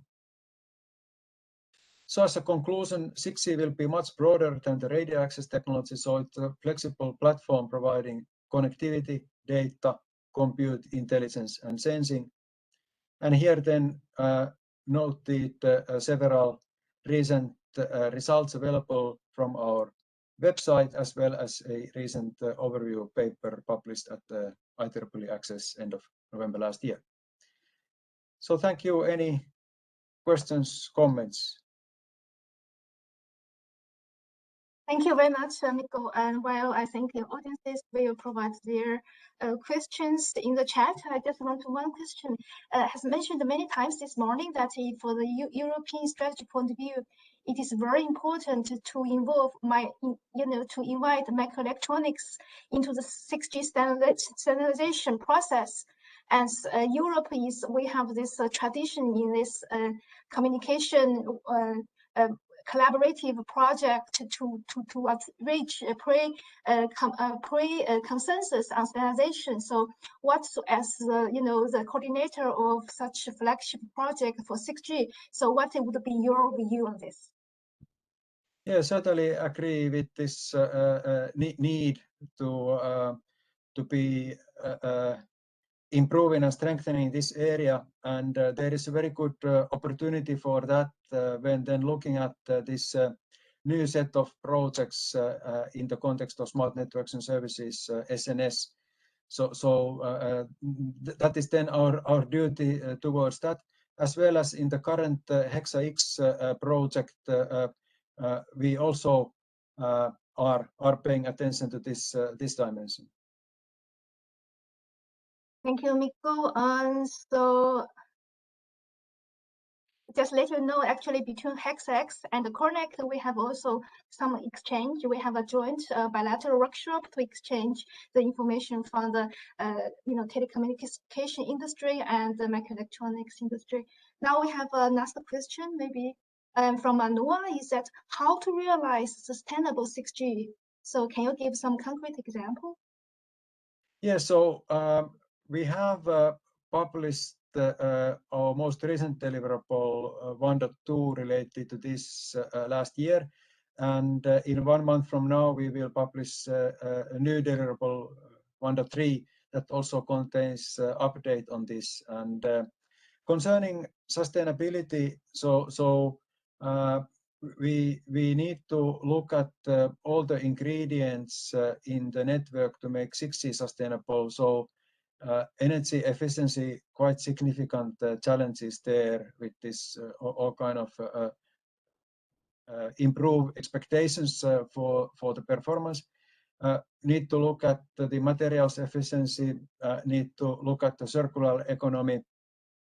And then, so this is the part making 6G sustainable. And then the 6G for sustainability. So there we need interaction with other sectors of society to study more how to make them more sustainable. And this is something that we have also been looking at.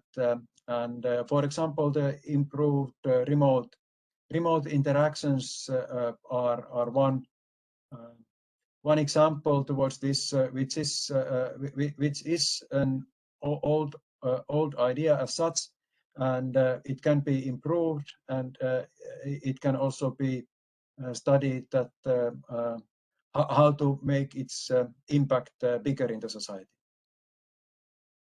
Thank you very much, Nico, for the presentation and answer our questions. And just for microelectronics community to know that actually this Thursday and Friday, there will be a workshop, ICT 52 workshop, that is to present the initial results from those 6G early projects. So if you're interested to see more details, more Technik presentations, please feel free to join. And I will also share in the chat. So thank you very much, Nico, for sharing what is 6G to give us a vision. Now it's come to the components and microelectronics side. And as mentioned many times, one of the major mission of this project is provide a strategic, strategic roadmap. So in the next part, we will present you some intermediate results. And so first, we will give you some general introduction to the roadmap by Beyond Deborah from IMEC. He is a program manager responsible for IMEC collaborative research and innovation on high-speed communications, high-resolution sensing, neuromorphic computing. Beyond focuses on strategic collaborations and partnerships and take leading roles in various national and European funded projects. Beyond, the stage is yours now.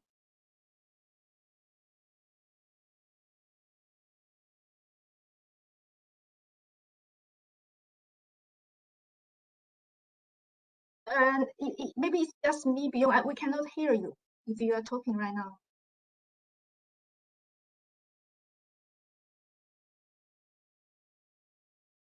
Okay, so here I found the button. Okay, so can you see the slides? Yes, we can. Okay, thanks. Okay, thank you, Anning, for the introduction. Now, indeed, we can have a look more on a specific activity which we performed in COREnect, and this was developing a roadmap. So the main objective of defining this roadmap was to define the key enabling hardware technologies that must be realized in the coming 10 years, on one hand, to obtain and strengthen the global leadership. So on one hand, to obtain and strengthen the global leadership of Europe, and on the other hand, also to preserve the technological sovereignty such that Europe can keep an autonomous and strategic role in global geopolitical context. So for this roadmap, we considered an end-to-end connectivity system implementing 5G, but also, of course, beyond 5G, as illustrated in the graph there. And this system should, of course, address the upcoming challenges in terms of capacity, coverage, latency, and reliability. So this roadmap has been developed in 3 phases. So, and each phase concludes with a report. During the first phase, which was here before, you can see my mouse. So in this phase, we mainly collected the raw input, the raw data, and this raw input was then collected and reported in the initial COREnect roadmap, which has been published around the June timeframe of last year. During the second phase, so after the baseline here, we processed this raw input and we applied and introduced more uniform structures. And we did this, we introduced this uniform structure in order to make this roadmap more impactful and to pave the way towards the next phase.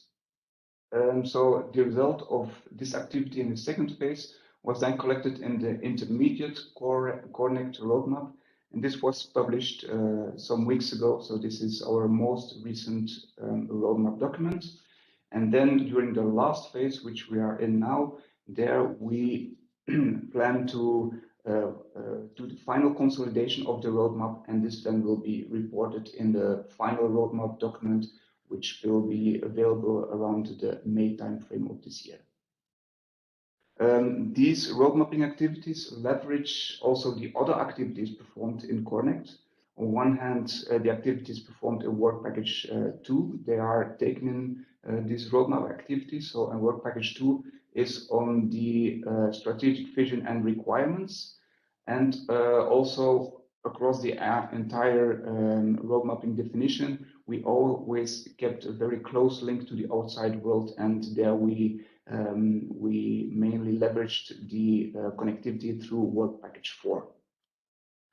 One thing to mention is that the intermediate roadmap, which is currently available, and also the activities which are performed now, they are considered as input for task 3.2.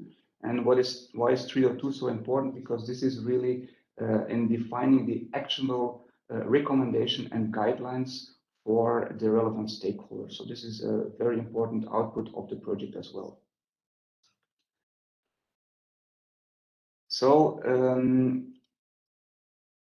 it is our clear ambition to define this roadmap, so it's our clear ambition for the second phase of this roadmap to build it not only jointly together, I'm a little bit confused now.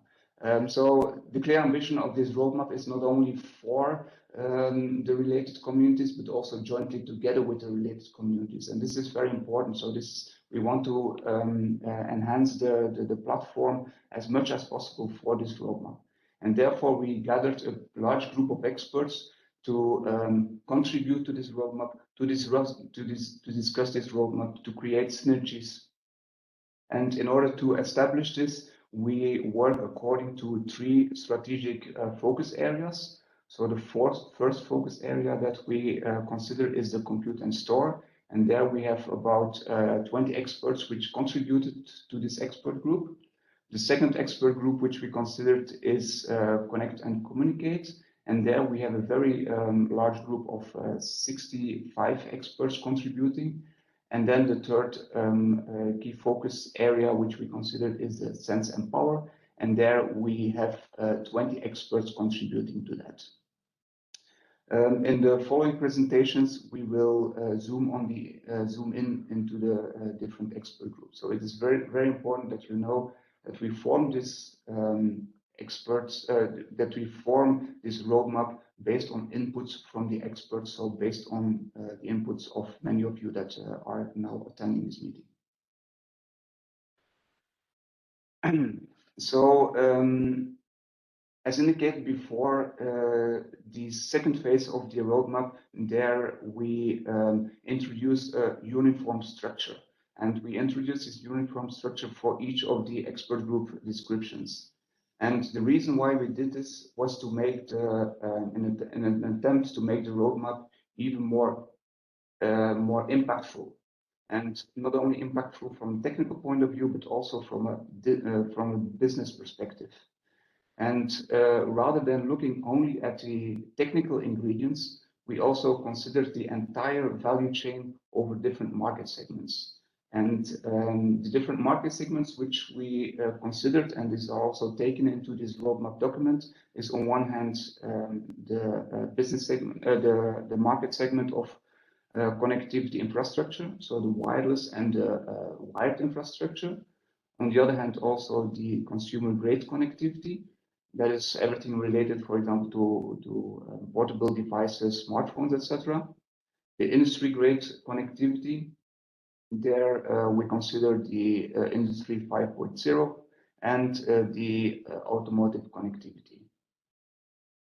So in all of these market segments, we are really looking into the entire value chain, and this gives us the opportunity to really identify the gaps in the value chain and to define the actions which are needed to fill these gaps. And this is very important in an impact if you want to aim for an impactful roadmap document. So in addition to that, we also introduced a timeline. So a timeline on when these actions will create an impact. So we have there defined three time spans where we expect to create some impact.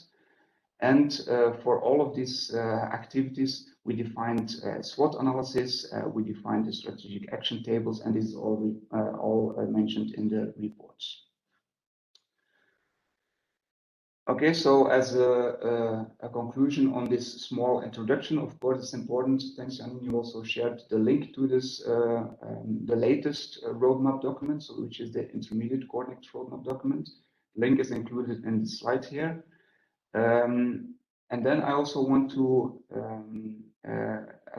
attract your attention on the fact that we really want to enhance your contribution. And therefore, we are organizing currently a public consultation. So it is possible for you now to give your feedback on this roadmap document, which is currently available. And we will take in your feedback and use this in order to draft the final report, which is in the final COREnect roadmap document. Your input is welcome until the 28th of February, so we are really looking forward for you to contribute.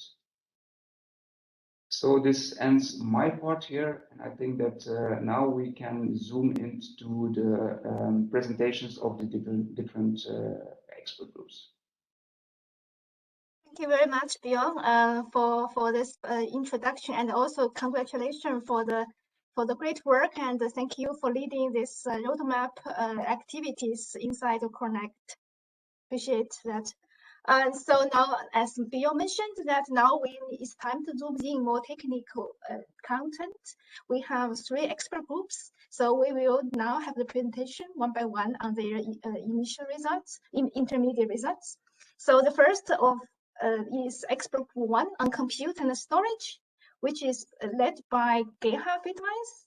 He received a PhD degree from Aachen, and after his postdoc research and IBM research in San Jose, he joined the TCSI Berkeley since 1994. He has been a Vodafone Chair Professor at TU Dresden.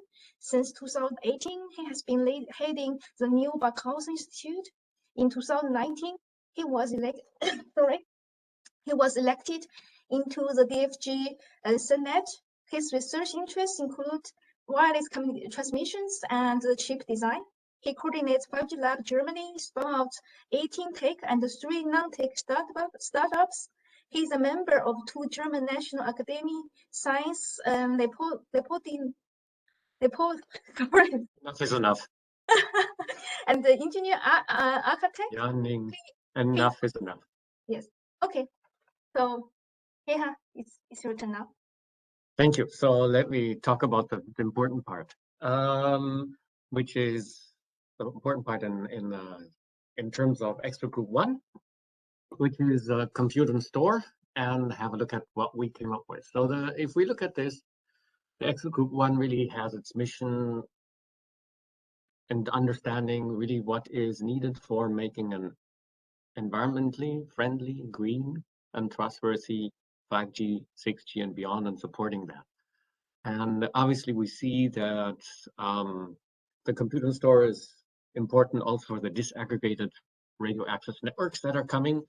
And so in the end, we have to understand where are we in this whole stack, and where the two different parts have to be put in.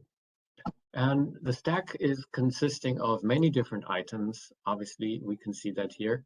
Some of them are just the chips itself, but there's IP providers, there's process technologies, there's the operating system sitting on top, that then enables access to the hardware platform, the compute and store. If we look at the connectivity infrastructure characteristics, it is not really considered to be mission critical at the sense of mission critical services. Still, we of course have our 7 nines of uptime that we want to have in these kind of networks, not more than 3% outage of the complete network. But still, this is something we see, that current networks are not designed to provide an infrastructure that really can support mission critical applications. With 5G, that does change a bit. And that's why we now have a high level of reliability and availability and high performance. We really have to move farther and farther along that line.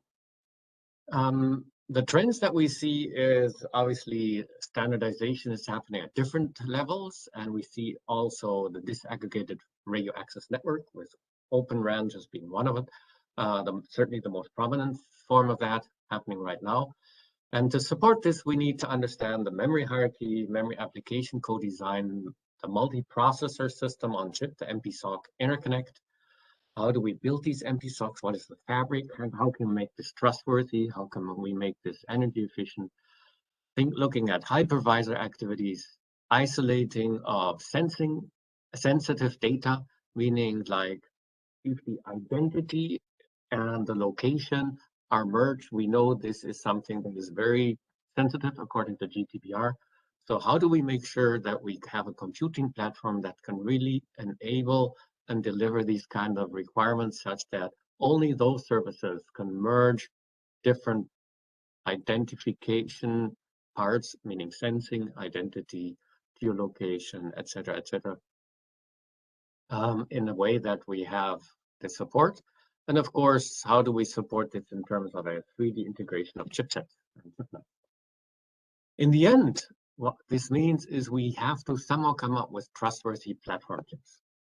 And because if we look at this, how do we build the technology so that every company that builds network components or that provides chips for network equipment manufacturers can build these kind of platform chips, such that we truly have platform chips that are the basis for any kind of trustworthy 5G, 6G. And we heard Microelectronics before, and we know that this is a big topic.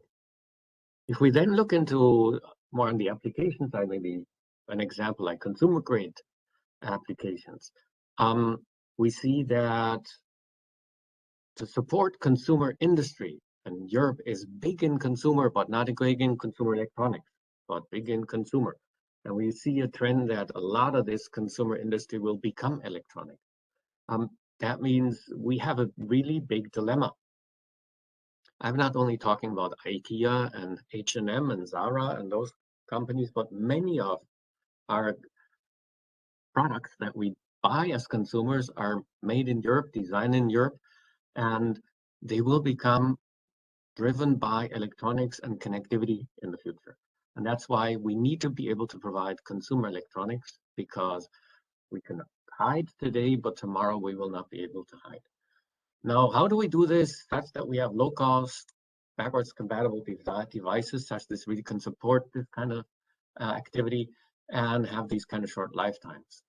Again, it's about making sure that we have some kind of a consumer platform chip that is available, that is trustworthy.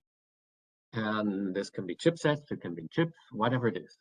We need these kind of platform chips. And the European, this can be our isolation layer, such that we can make sure that with this trustworthiness, we can isolate and attacks from the outside in terms of services, not attacks in terms of IT attacks, but just in terms of saying that companies that are trying to deliver services and grab a hold of data they're not allowed to, so that we can then have sort of these platform chips to be the equivalent of an IBM PC of mobile platforms of the future.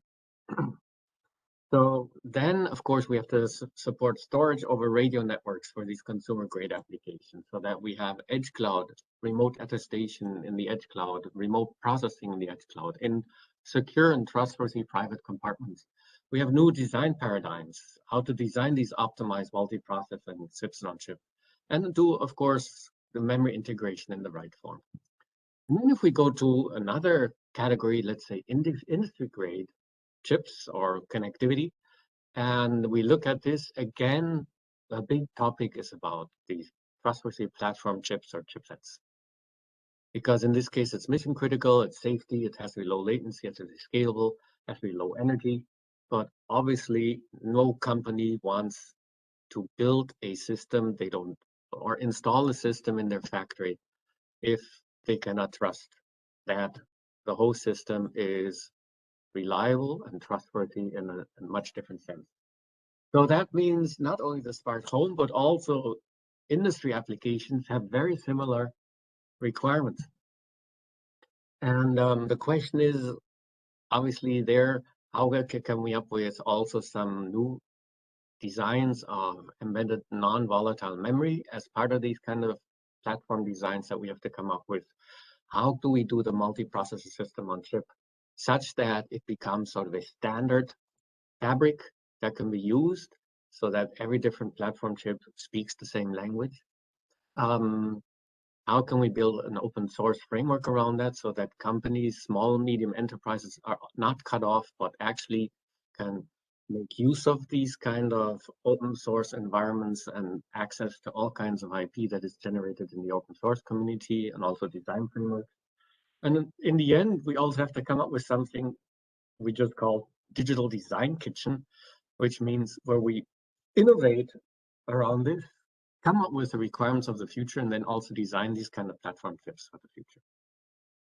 And then if we take another example, a third example, automotive connectivity, again, this means we have many different requirements that we have to look at. High safety, high AI performance, low latency. This is similar to what we see in consumer grade exoskeleton, which hopefully will be taking over at some point in time, instead of us walking around with a walker when we're 92, but actually using exoskeleton. Again, it comes to trustworthy platform chipsets in the context of EG1, expert group 1, so that we have safety enhanced instruction set architectures, that we have a multiprocessor system on chip description standard, and that we have some microkernel, secure microkernel operating system that we can trust. And of course, for AI, we need a whole ton of additional features. So if we put this together, finally, in this kind of a SWOT diagram, you see that we do have strengths. Red doesn't mean dangerous, but red means short-term strength. Medium is green, and blue is long-term. So you see we have strengths. We think we do have strengths. We have some medium-term capabilities, and we have some strength in research, which gives us a long-term kind of strength. But we do have some weaknesses. And weaknesses, obviously, are consumer devices. We are not great in terms of electronics. leading edge processes. We're not really great. This is a short term. These are all things we should capture already and attack in the short term. And slow adaptation of new technology trends is something. In the medium term, we don't really have great design houses for AI and AI engines, and we need that for the accelerators. And we nearly have no chip design capability in Europe. I mean, there is some design capability, but if you look at it, that the largest independent chip design house of Europe was recently sold to a Chinese company just a couple months ago, and it only had 200 plus engineers. That's it. And now the largest design house is just around 100 engineers. We're really talking about very few. We're not talking about thousands of people. We're talking about hundreds. So opportunities, yes, we have some new ideas of taking opportunities. Obviously, one is taking Europe's values and build this kind of a trustworthy chipset platform. And threats, the right bottom is we have some big threats that we have to touch, and I don't want to go touch all of them, but certainly, as I mentioned just now, the acquisition of innovative small, medium enterprises by non-European industry still is not is going on in a big time. And there's actually no market for platform chips within Europe. So there's no, it's not a surprise to see that there are hardly any platform chips available made in Europe, because so far there's no market. But everything we can think of the future is designed around platform chip. I mean, the market valuation between Tesla and Volkswagen is that big because Tesla owns their platform chip and Volkswagen just buys things and plugs them together. I mean, that is, we really have to come to realize that we have to do something there. So from strategic actions, here is a list of them. Yes, we have to, in the short term, make sure that we are active in standardization bodies and make sure that our European values are there. And many other items here on the midterm, certainly investing in 2.5 3D packaging to make sure that our lead in that is not going to be lost, but also establish these kind of digital design kits when we come up with great ideas such that we can anticipate what is needed as platform chips of the future and then develop these. And of course, continue to strengthen our microkernel-based operating system framework capability that we do have in Europe. And as you know, even Amazon Web Services does this in Europe. And then on the long-term productizing and selling, yes, we have to do so a bunch of things there as well. Thank you. That should be. Thank you, Gerhard. No. Thank you, Gerhard, very much. So I don't see any question from the chat yet.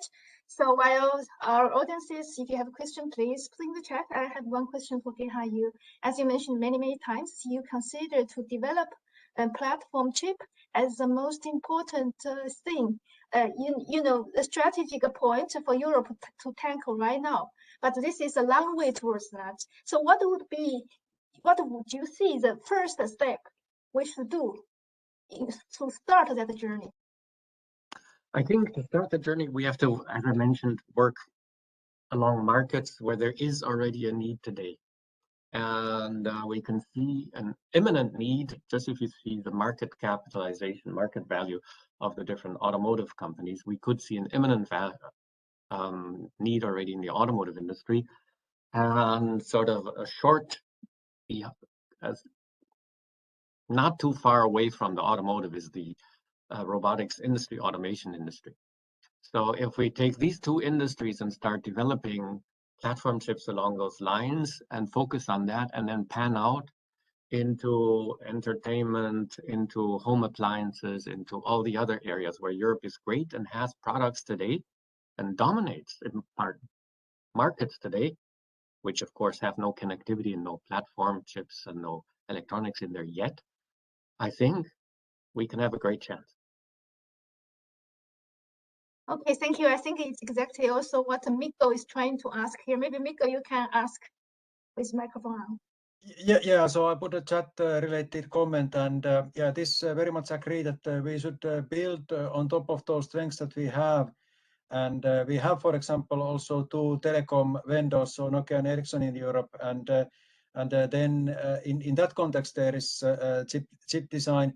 And then there is plenty of other strong players, as you mentioned, and build via them.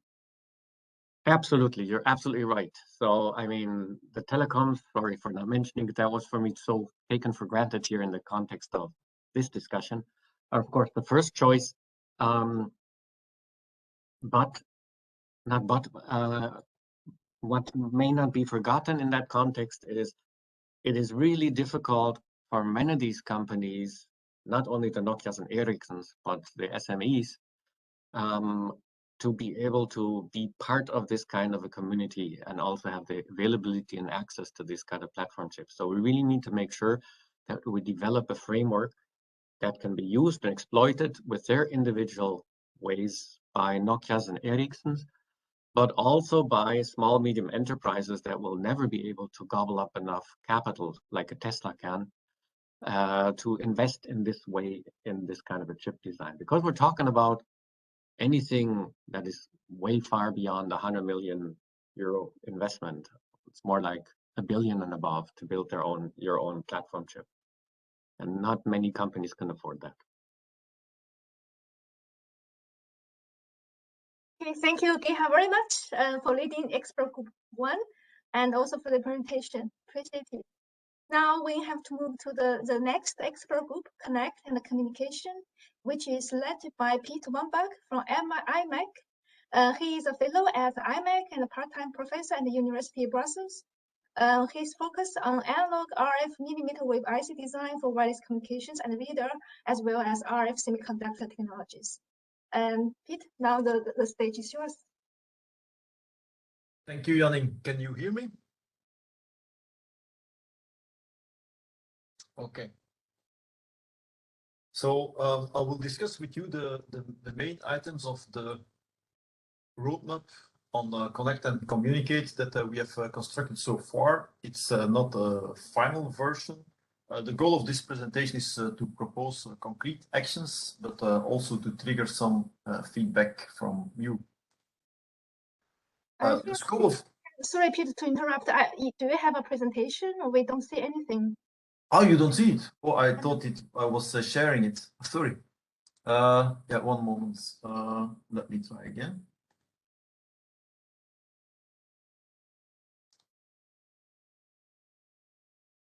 Now we see it. Thank you. Okay, great.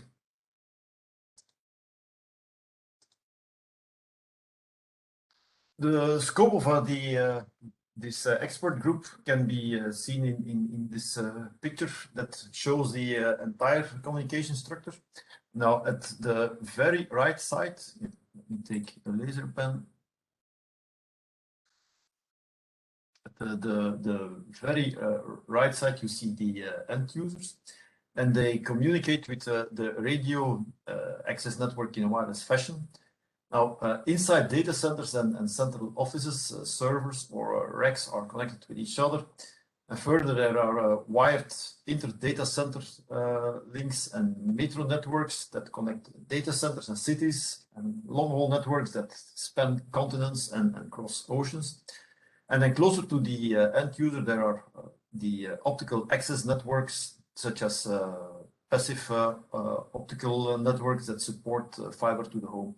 And finally, the data generated by mobile services are carried by special front haul and backhaul links to the core network.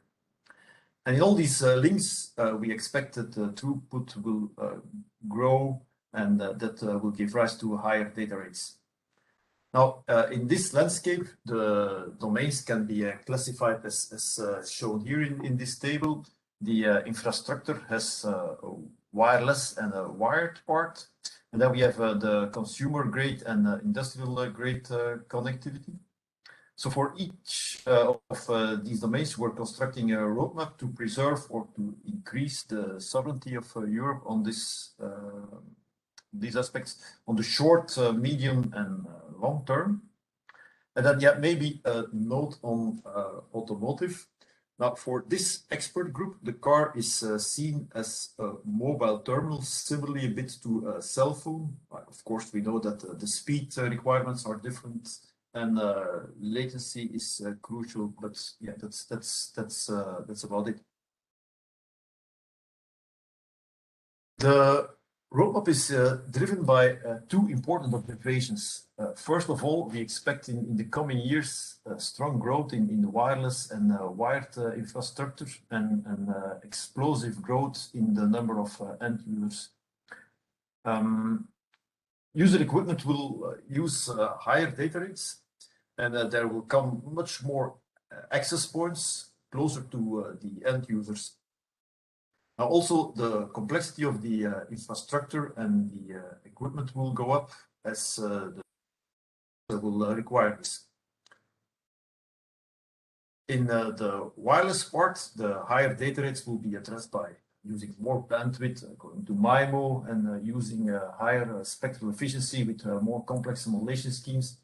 And in the wired communication, the higher data rates that will be needed there will be obtained with higher spectral efficiencies. Now, all these projections are nice dreams, but these dreams can only be realized if the energy required to transmit a data bit goes down drastically. And as a consequence, the aggressive targets that are needed on power consumption, they will drive the roadmap. As a starting point of the roadmap, we made a SWOT analysis for Europe in this field. And let's go now through the strengths of Europe, its weaknesses, the opportunities, and the threats one by one. So Europe consists or is a large indigenous market with a strong industrial and automotive players. And we have in Europe the leaders in wireless infrastructure and industry-grade solutions. Fortunately, in Europe, we have very high-quality education. For example, we're very strong in analog IC design. We also have in Europe leading suppliers of mature technologies and derived IC technologies such as silicon germanium by CMOS, SOI, RF GaN. And we also have a strong research on RF technologies, but also, of course, on logic, very advanced CMOS, not to forget. We're also strong in at industrial level in delivering front-end modules or parts of front-end modules for user equipment. And related to that, we also have both at industrial level and at the research level much know-how on packaging and heterogeneous 2.5D and 3D integration. Also, Industry 4.0, this originated in Europe. And yeah, fortunately, it is now further being developed in Europe. And then last strength, but not the least one, is that in Europe we have several photonics platforms. Let's now take a look at the weaknesses in Europe. So we lost quite some expertise in Europe due to the fact that in the past we outsourced a lot. And so today there are no big players left anymore in wireless user equipment products like cell phones. And also the big chips in those cell phones, they are no longer from Europe. And we have a similar situation in optical communications. And so as a whole, we see that the ecosystems related to microelectronics in Europe, they are drying up. And a strong indication there, both at the academic but also at the industrial level, is that the presence of Europe in top conferences in IC design and technology, well, this presence is decreasing heavily over the years. And yeah, as a result of losing expertise and doing a lot of outsourcing, we are heavily dependent on semiconductors coming from other regions. Another weakness that we see is that the spillover from research in industry, in domains like integration technologies is not always going that efficient as we want. Further, the global spectrum licenses, the way in which these licenses are handled, they limit the competitiveness in industrial grade connectivity. So these were some weaknesses, but of course there are some opportunities as well. I already indicated the explosive growth of the wireless market and that push for higher energy efficiency. Complexity of the front-end modules will require advanced heterogeneous integration. Open RAN, with Open RAN, everything will be more open, so that will enable new players to step in this domain. The foreign investments from big players from other regions, they could they will expand fabrication facilities in Europe, so that's an opportunity as well. And also opening the spectrum to the millimeter wave and sub-terahertz band will be some opportunity for new transceiver architectures and other RF technologies, because the speed of CMOS is saturating.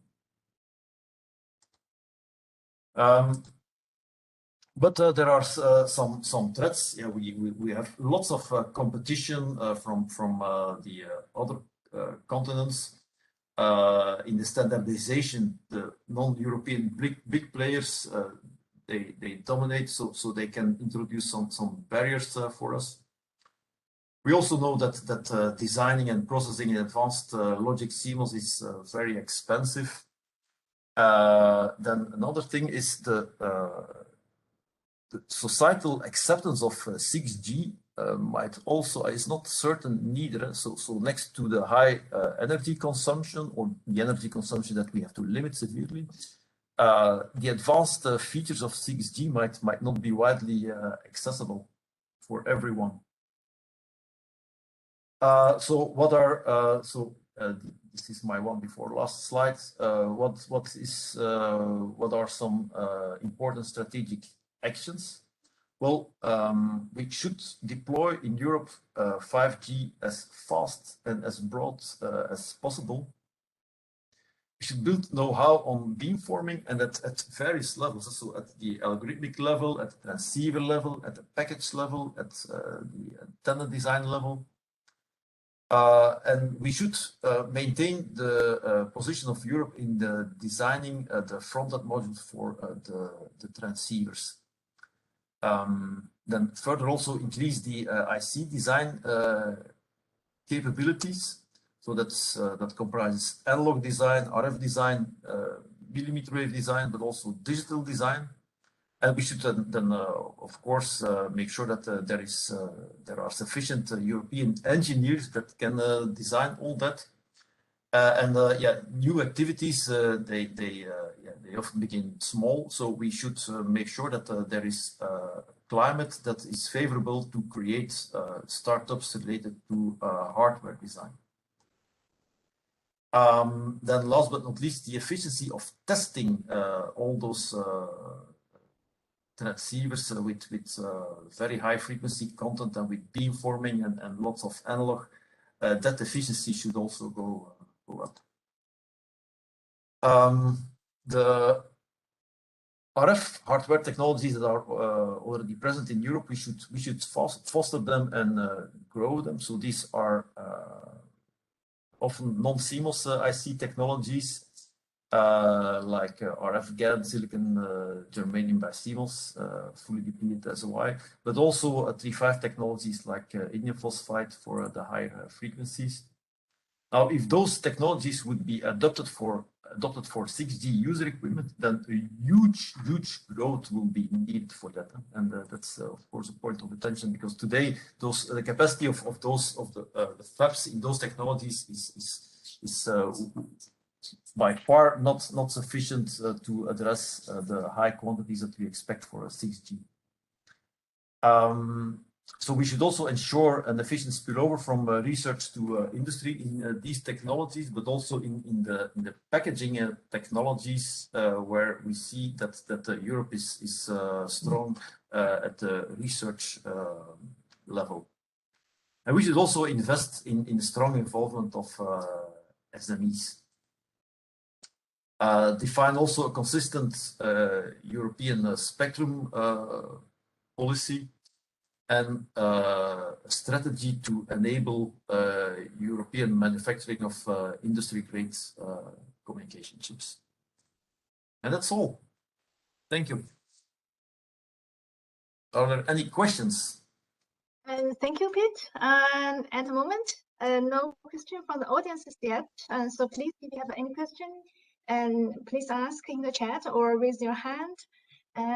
So I have a question for you, Pete. As again, we talk about to bring microelectronics knowledge industry and to early 6G standardization. And one of the for wireless communication, the tradition is always starting from the radio interface. So now we are in the 5 to 6. It is like moving to very high frequencies. And in those frequency bands, the RF capability or the availability of semiconductor technologies or commercial devices are very crucial for the design. So I just want to ask, from that point of view, what do you see could the potential synergy that what exact is anything in your mind that could exactly help, to bring such RF knowledges into the network community? So because it's not always very easy to communicate, right? We have two communities, and so what do you see could be the important measures to help this to happen? That's a good question. How can we improve how can we make sure that those two worlds understand each other better? That's your question, right? Yeah, understand each other and also take into account the other's perspective in their design to capitalize that knowledge. That's a question that is difficult to answer. I don't know if I understand your question well, but yeah, transceiver design more and more will be a matter of combining all aspects from the lowest detail at the transistor level and at the interconnect level between antennas and the PCB up to the system level, because we see for 6G that many decisions that you take at the lowest level already influence and could constrain the architectural choices. So compared to the era where we had 2G and 3G transceivers, there the different parts could be designed, I would say, more or less in isolation from each other. You have the transceiver part, you have the digital part, and then you have the packaging and so on. So, but now when the frequencies go up and up, all those aspects, they are heavily interrelated, and choices that you make, for example, at the package level, they have impact on the architectural level and vice versa as well. So how exactly to improve the situation that the different worlds from system level down to the device level understand each other. It's difficult, but it is so much needed for the future communication generations to come.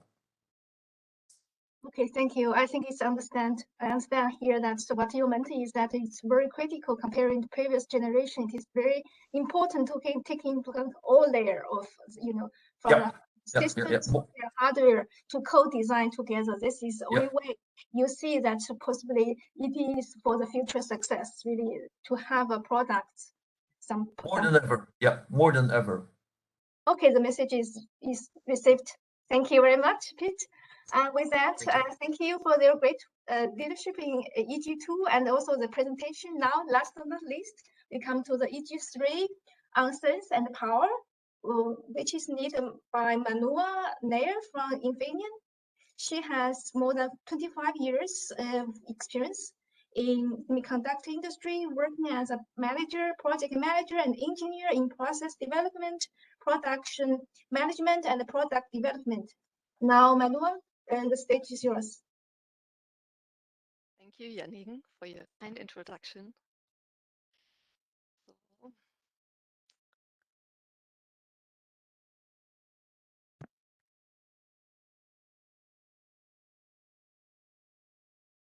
See two screens, is it? Yes.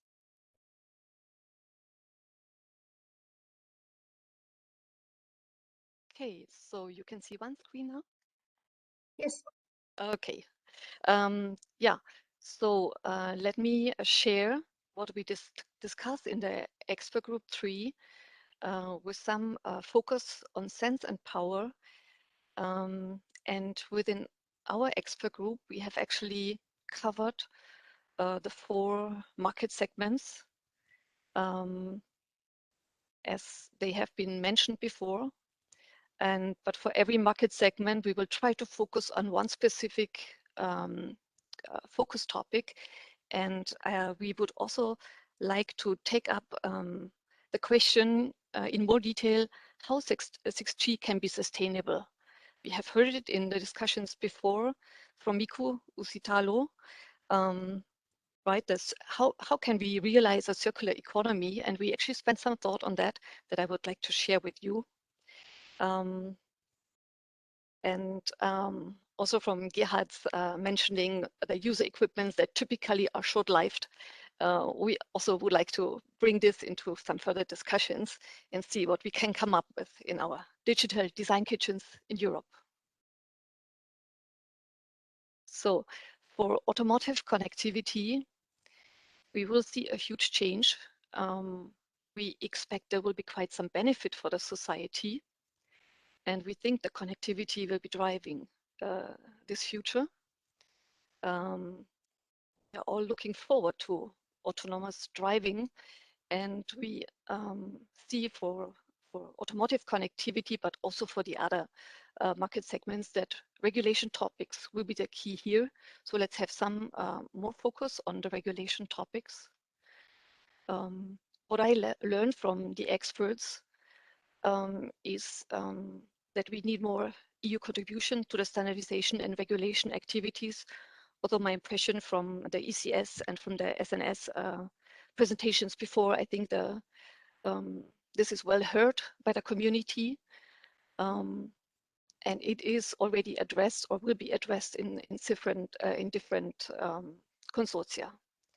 Further regulations, of course, for vehicle-to-vehicle communication, vehicle-to-everything communication, to have this consistent EU spectrum where we have the frequency bands clearly defined and specified. This will be important for product development for us from microelectronics industry to know where we have to optimize our technologies for.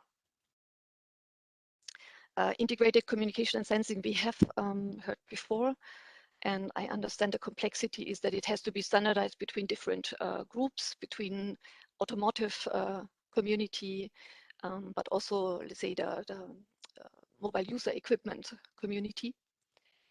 And then, of course, in a terahertz imaging range, the very high frequencies above 300 gigahertz, also there's a lot of standardization that still has to go on. Let me move on to the next one.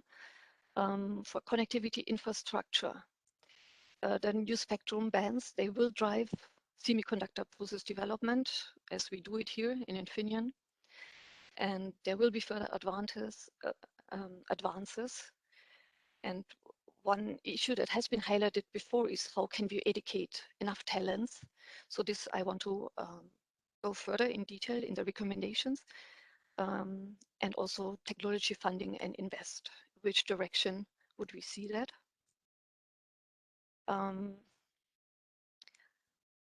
To attract more talents for our industry, both on tech level and also diploma level, there is a European strength that we can build on. We have actually a free education system in Europe.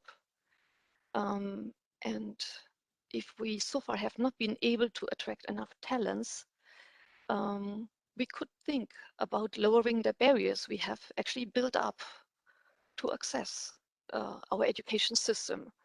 We have built up quite a language barrier, and could open up our studies, like bachelor studies, actually provide them in English language, which, at least speaking for Germany, you can actually rarely have that in Germany, which, as I have heard from, actually I have many colleagues from the Asian regions, this is a huge entry barrier for many students.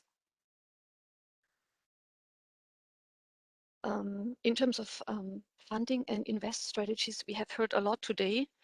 I understand there is already a lot of funding and invest going into supporting front-end manufacturing, also packaging, advanced packaging solutions, the derivative technologies I have actually seen on the SRIAs. So I guess there is a lot already going on. So let me move on.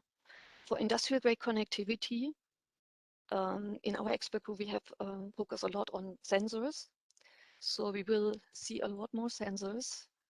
We will have to measure and communicate. And also in our expert group 3, we had a lot of discussions on how this could be done environmentally friendly. And of course, there's a lot of brain power of our engineers going into power efficiency, how to increase power efficiency of our devices, of the systems. Energy harvesting, that's at the very beginning, right? The first solar systems or solar driven systems we will see soon on the market. Also energy efficient software coding.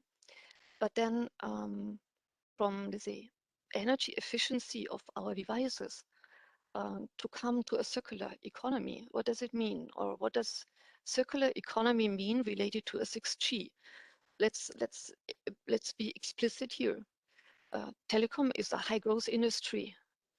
6G will enable new business, and it will have some environmental impact, right? The telecom industry by itself has CO2 emission, has a lot of raw material consumption, has to also discuss what about the pollution that it creates. Of course, telecommunication industry will help others to reduce environmental impact, right? We can do more telcos instead of doing business trips, and we all have actually learned how to do that during Corona times. But just focusing on energy efficiency, we feel does not sufficiently address the environmental crisis that we are facing. The rebound effect is well known. And if we talk about video streaming, right, even we can reduce the energy consumption by 30%, but then the traffic increases by 50%, then actually this is not sustainable yet. So of course, on one hand side, what our industry can do is to solve the technical challenges, right? There will be definitely further research needed on energy harvesting techniques, and that's very promising. We will have to improve the AI cores for the edge sensors and further research on power distribution and optical communication and so on. But to put the focus a bit more on, let's say, the bigger picture, to face the environmental challenges. And Mikko Uusitalo also mentioned interaction with the society. How does it look like? Our society is growing more aware. Then we actually, I actually know a lot of people who actually want to minimize their digital consumptions. People are talking of digital detox, right? We all know that there is also too much of digital consumption, and it's threatening our health up to a level where it causes addiction. On the other side, there is also societal changes. The EU carbon pricing system is picking up now. We see the energy prices are rising. And this has an impact. It has an impact on our society, and it has an impact on our business and our business plans. I have studied actually what is the proposals done within the industry, and one proposal is the network operators and the service providers. They can create awareness and inform about energy consumption, and this will trigger users actually to reduce their consumption. Also, they can give incentive for limited usage, right? If I play a computer game and I will get a kind of reward, right? Because they always want me to stay on this computer game. Now, if I have I try to minimize my usage, I should also get a reward, right? So we could actually set it up in a similar way, rewarding low consumption. How could this then move on? How would we roll out a circular economy? There will be net zero targets for the ICT sector, I guess, coming up soon. And when we think about promoting minimalist devices and service plans, just now with the European user equipment, Gerhard said we don't have European user equipment, we don't have a European mobile phone. I was thinking actually of the Fairphone. I think Fairphone is a European phone, so we have a phone. And I wonder if we could actually develop a European platform chips actually. And if we could evaluate or if we could set up a circular industry there, mobile phones don't really have to be short-lived, right? They could be long-living devices. And the open platform also means that I can use my hardware for a long time and just update the software. So leasing instead of owning user equipment could be one of the directions we maybe want to go to. In terms of autonomous driving can be sustainable, but will be only if we reduce the number of cars. And the car community, the car sharing community is already there. And I guess we will see more of that. We also see that the regulators, they are acting. I have seen the Digital Services Act and the Digital Markets Act is in discussion in the European Union, where, I mean, it's mainly addressing the big giants, the Facebook and Apple, the big companies, and they are also addressing a targeted advertisement that might impact our society in a way we don't want it. And I expect the regulators, they will also act in future. So for coming up with a circular economy, I think there will be a lot of thoughts needed. And I wonder if we can recruit the scientists for future in the telecommunications industry and to sit together with us and discuss about new business models, new vertical alliances, how we can set this up. So this is just, just a vision that we could develop. The vision for 6G could be, how could we stay connected without a negative environmental impact?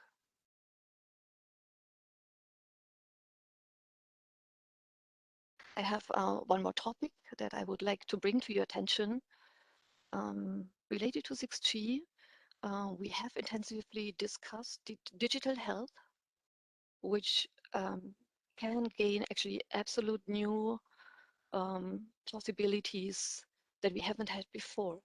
I mean, of course, in the operating room, connectivity will be useful for remote operations. But also thinking of COVID, right? If you can stay at home and you can be connected with your doctor, and your doctor can actually online monitor, let's say, your oxygen level of your blood, right? You might be able to have a different healthcare system. And there is discussions about the electronic health record in Europe, which also builds on our European strengths of data security. So that is something where we have strengths in Europe, and we could actually build on these strengths to support our society. To be more concrete, what could we do? We could build up electronic health record. We should discuss how could we create the acceptance to collect sensitive data. We might want to consult ethic commissions to give suggestions there. We expect to see advancements in the security technologies, in authentication, in personalized sharing permissions, how to protect the database from cybersecurity attacks, cyber attacks. And this could also yield new business models and new industry alliances, which we think should be very beneficial to change this medical market. We think there will be portable end user devices. Traditionally, they are long-living devices in the medical market, and hopefully they will remain like this. Remote healthcare will be possible. And then the vision for this Internet of Medical Things should be that we have a holistic healthcare system, which means starting from prevention and diagnosis, we could actually go to treatment, rehabilitation, and have a lot more home care than we might have currently. And that's all from my side. Thank you so much for your attention. Thank you, Manuel. I also don't see any question in the chat. So I have a question here that, and you made an excellent point that because as I understand in microelectronics industry, you have done lots of study and really aiming to bring sustainability into reality. And this is also the same at telecom side. They also have done extensive study nowadays on sustainability, etc. So it is absolutely a synergy to bring these two communities or even beyond together to address, because in the end, the sustainability is end-to-end, or let's say the whole vertical. I don't know what would be the proper words here, from the system down to the silicon.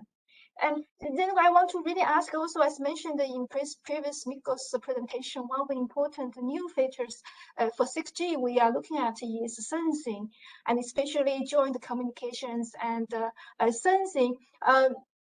And for microelectronics industry, this for sensing, radar sensing has been a very traditional topic for you already. So do you see what would be the biggest opportunity or challenges for if sensing is added with the communications together?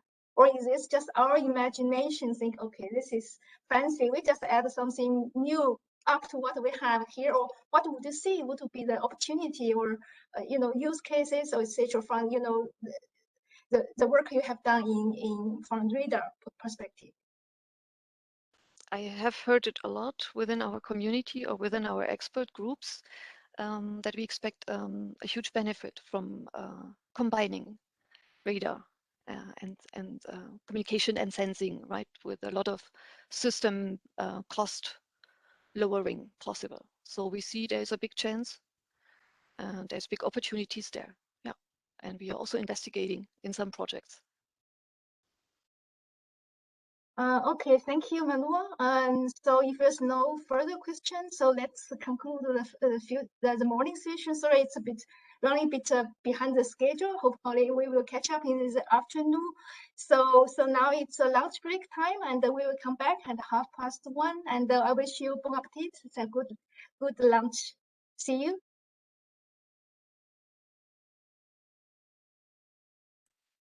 See you later, Yanni. Thank you.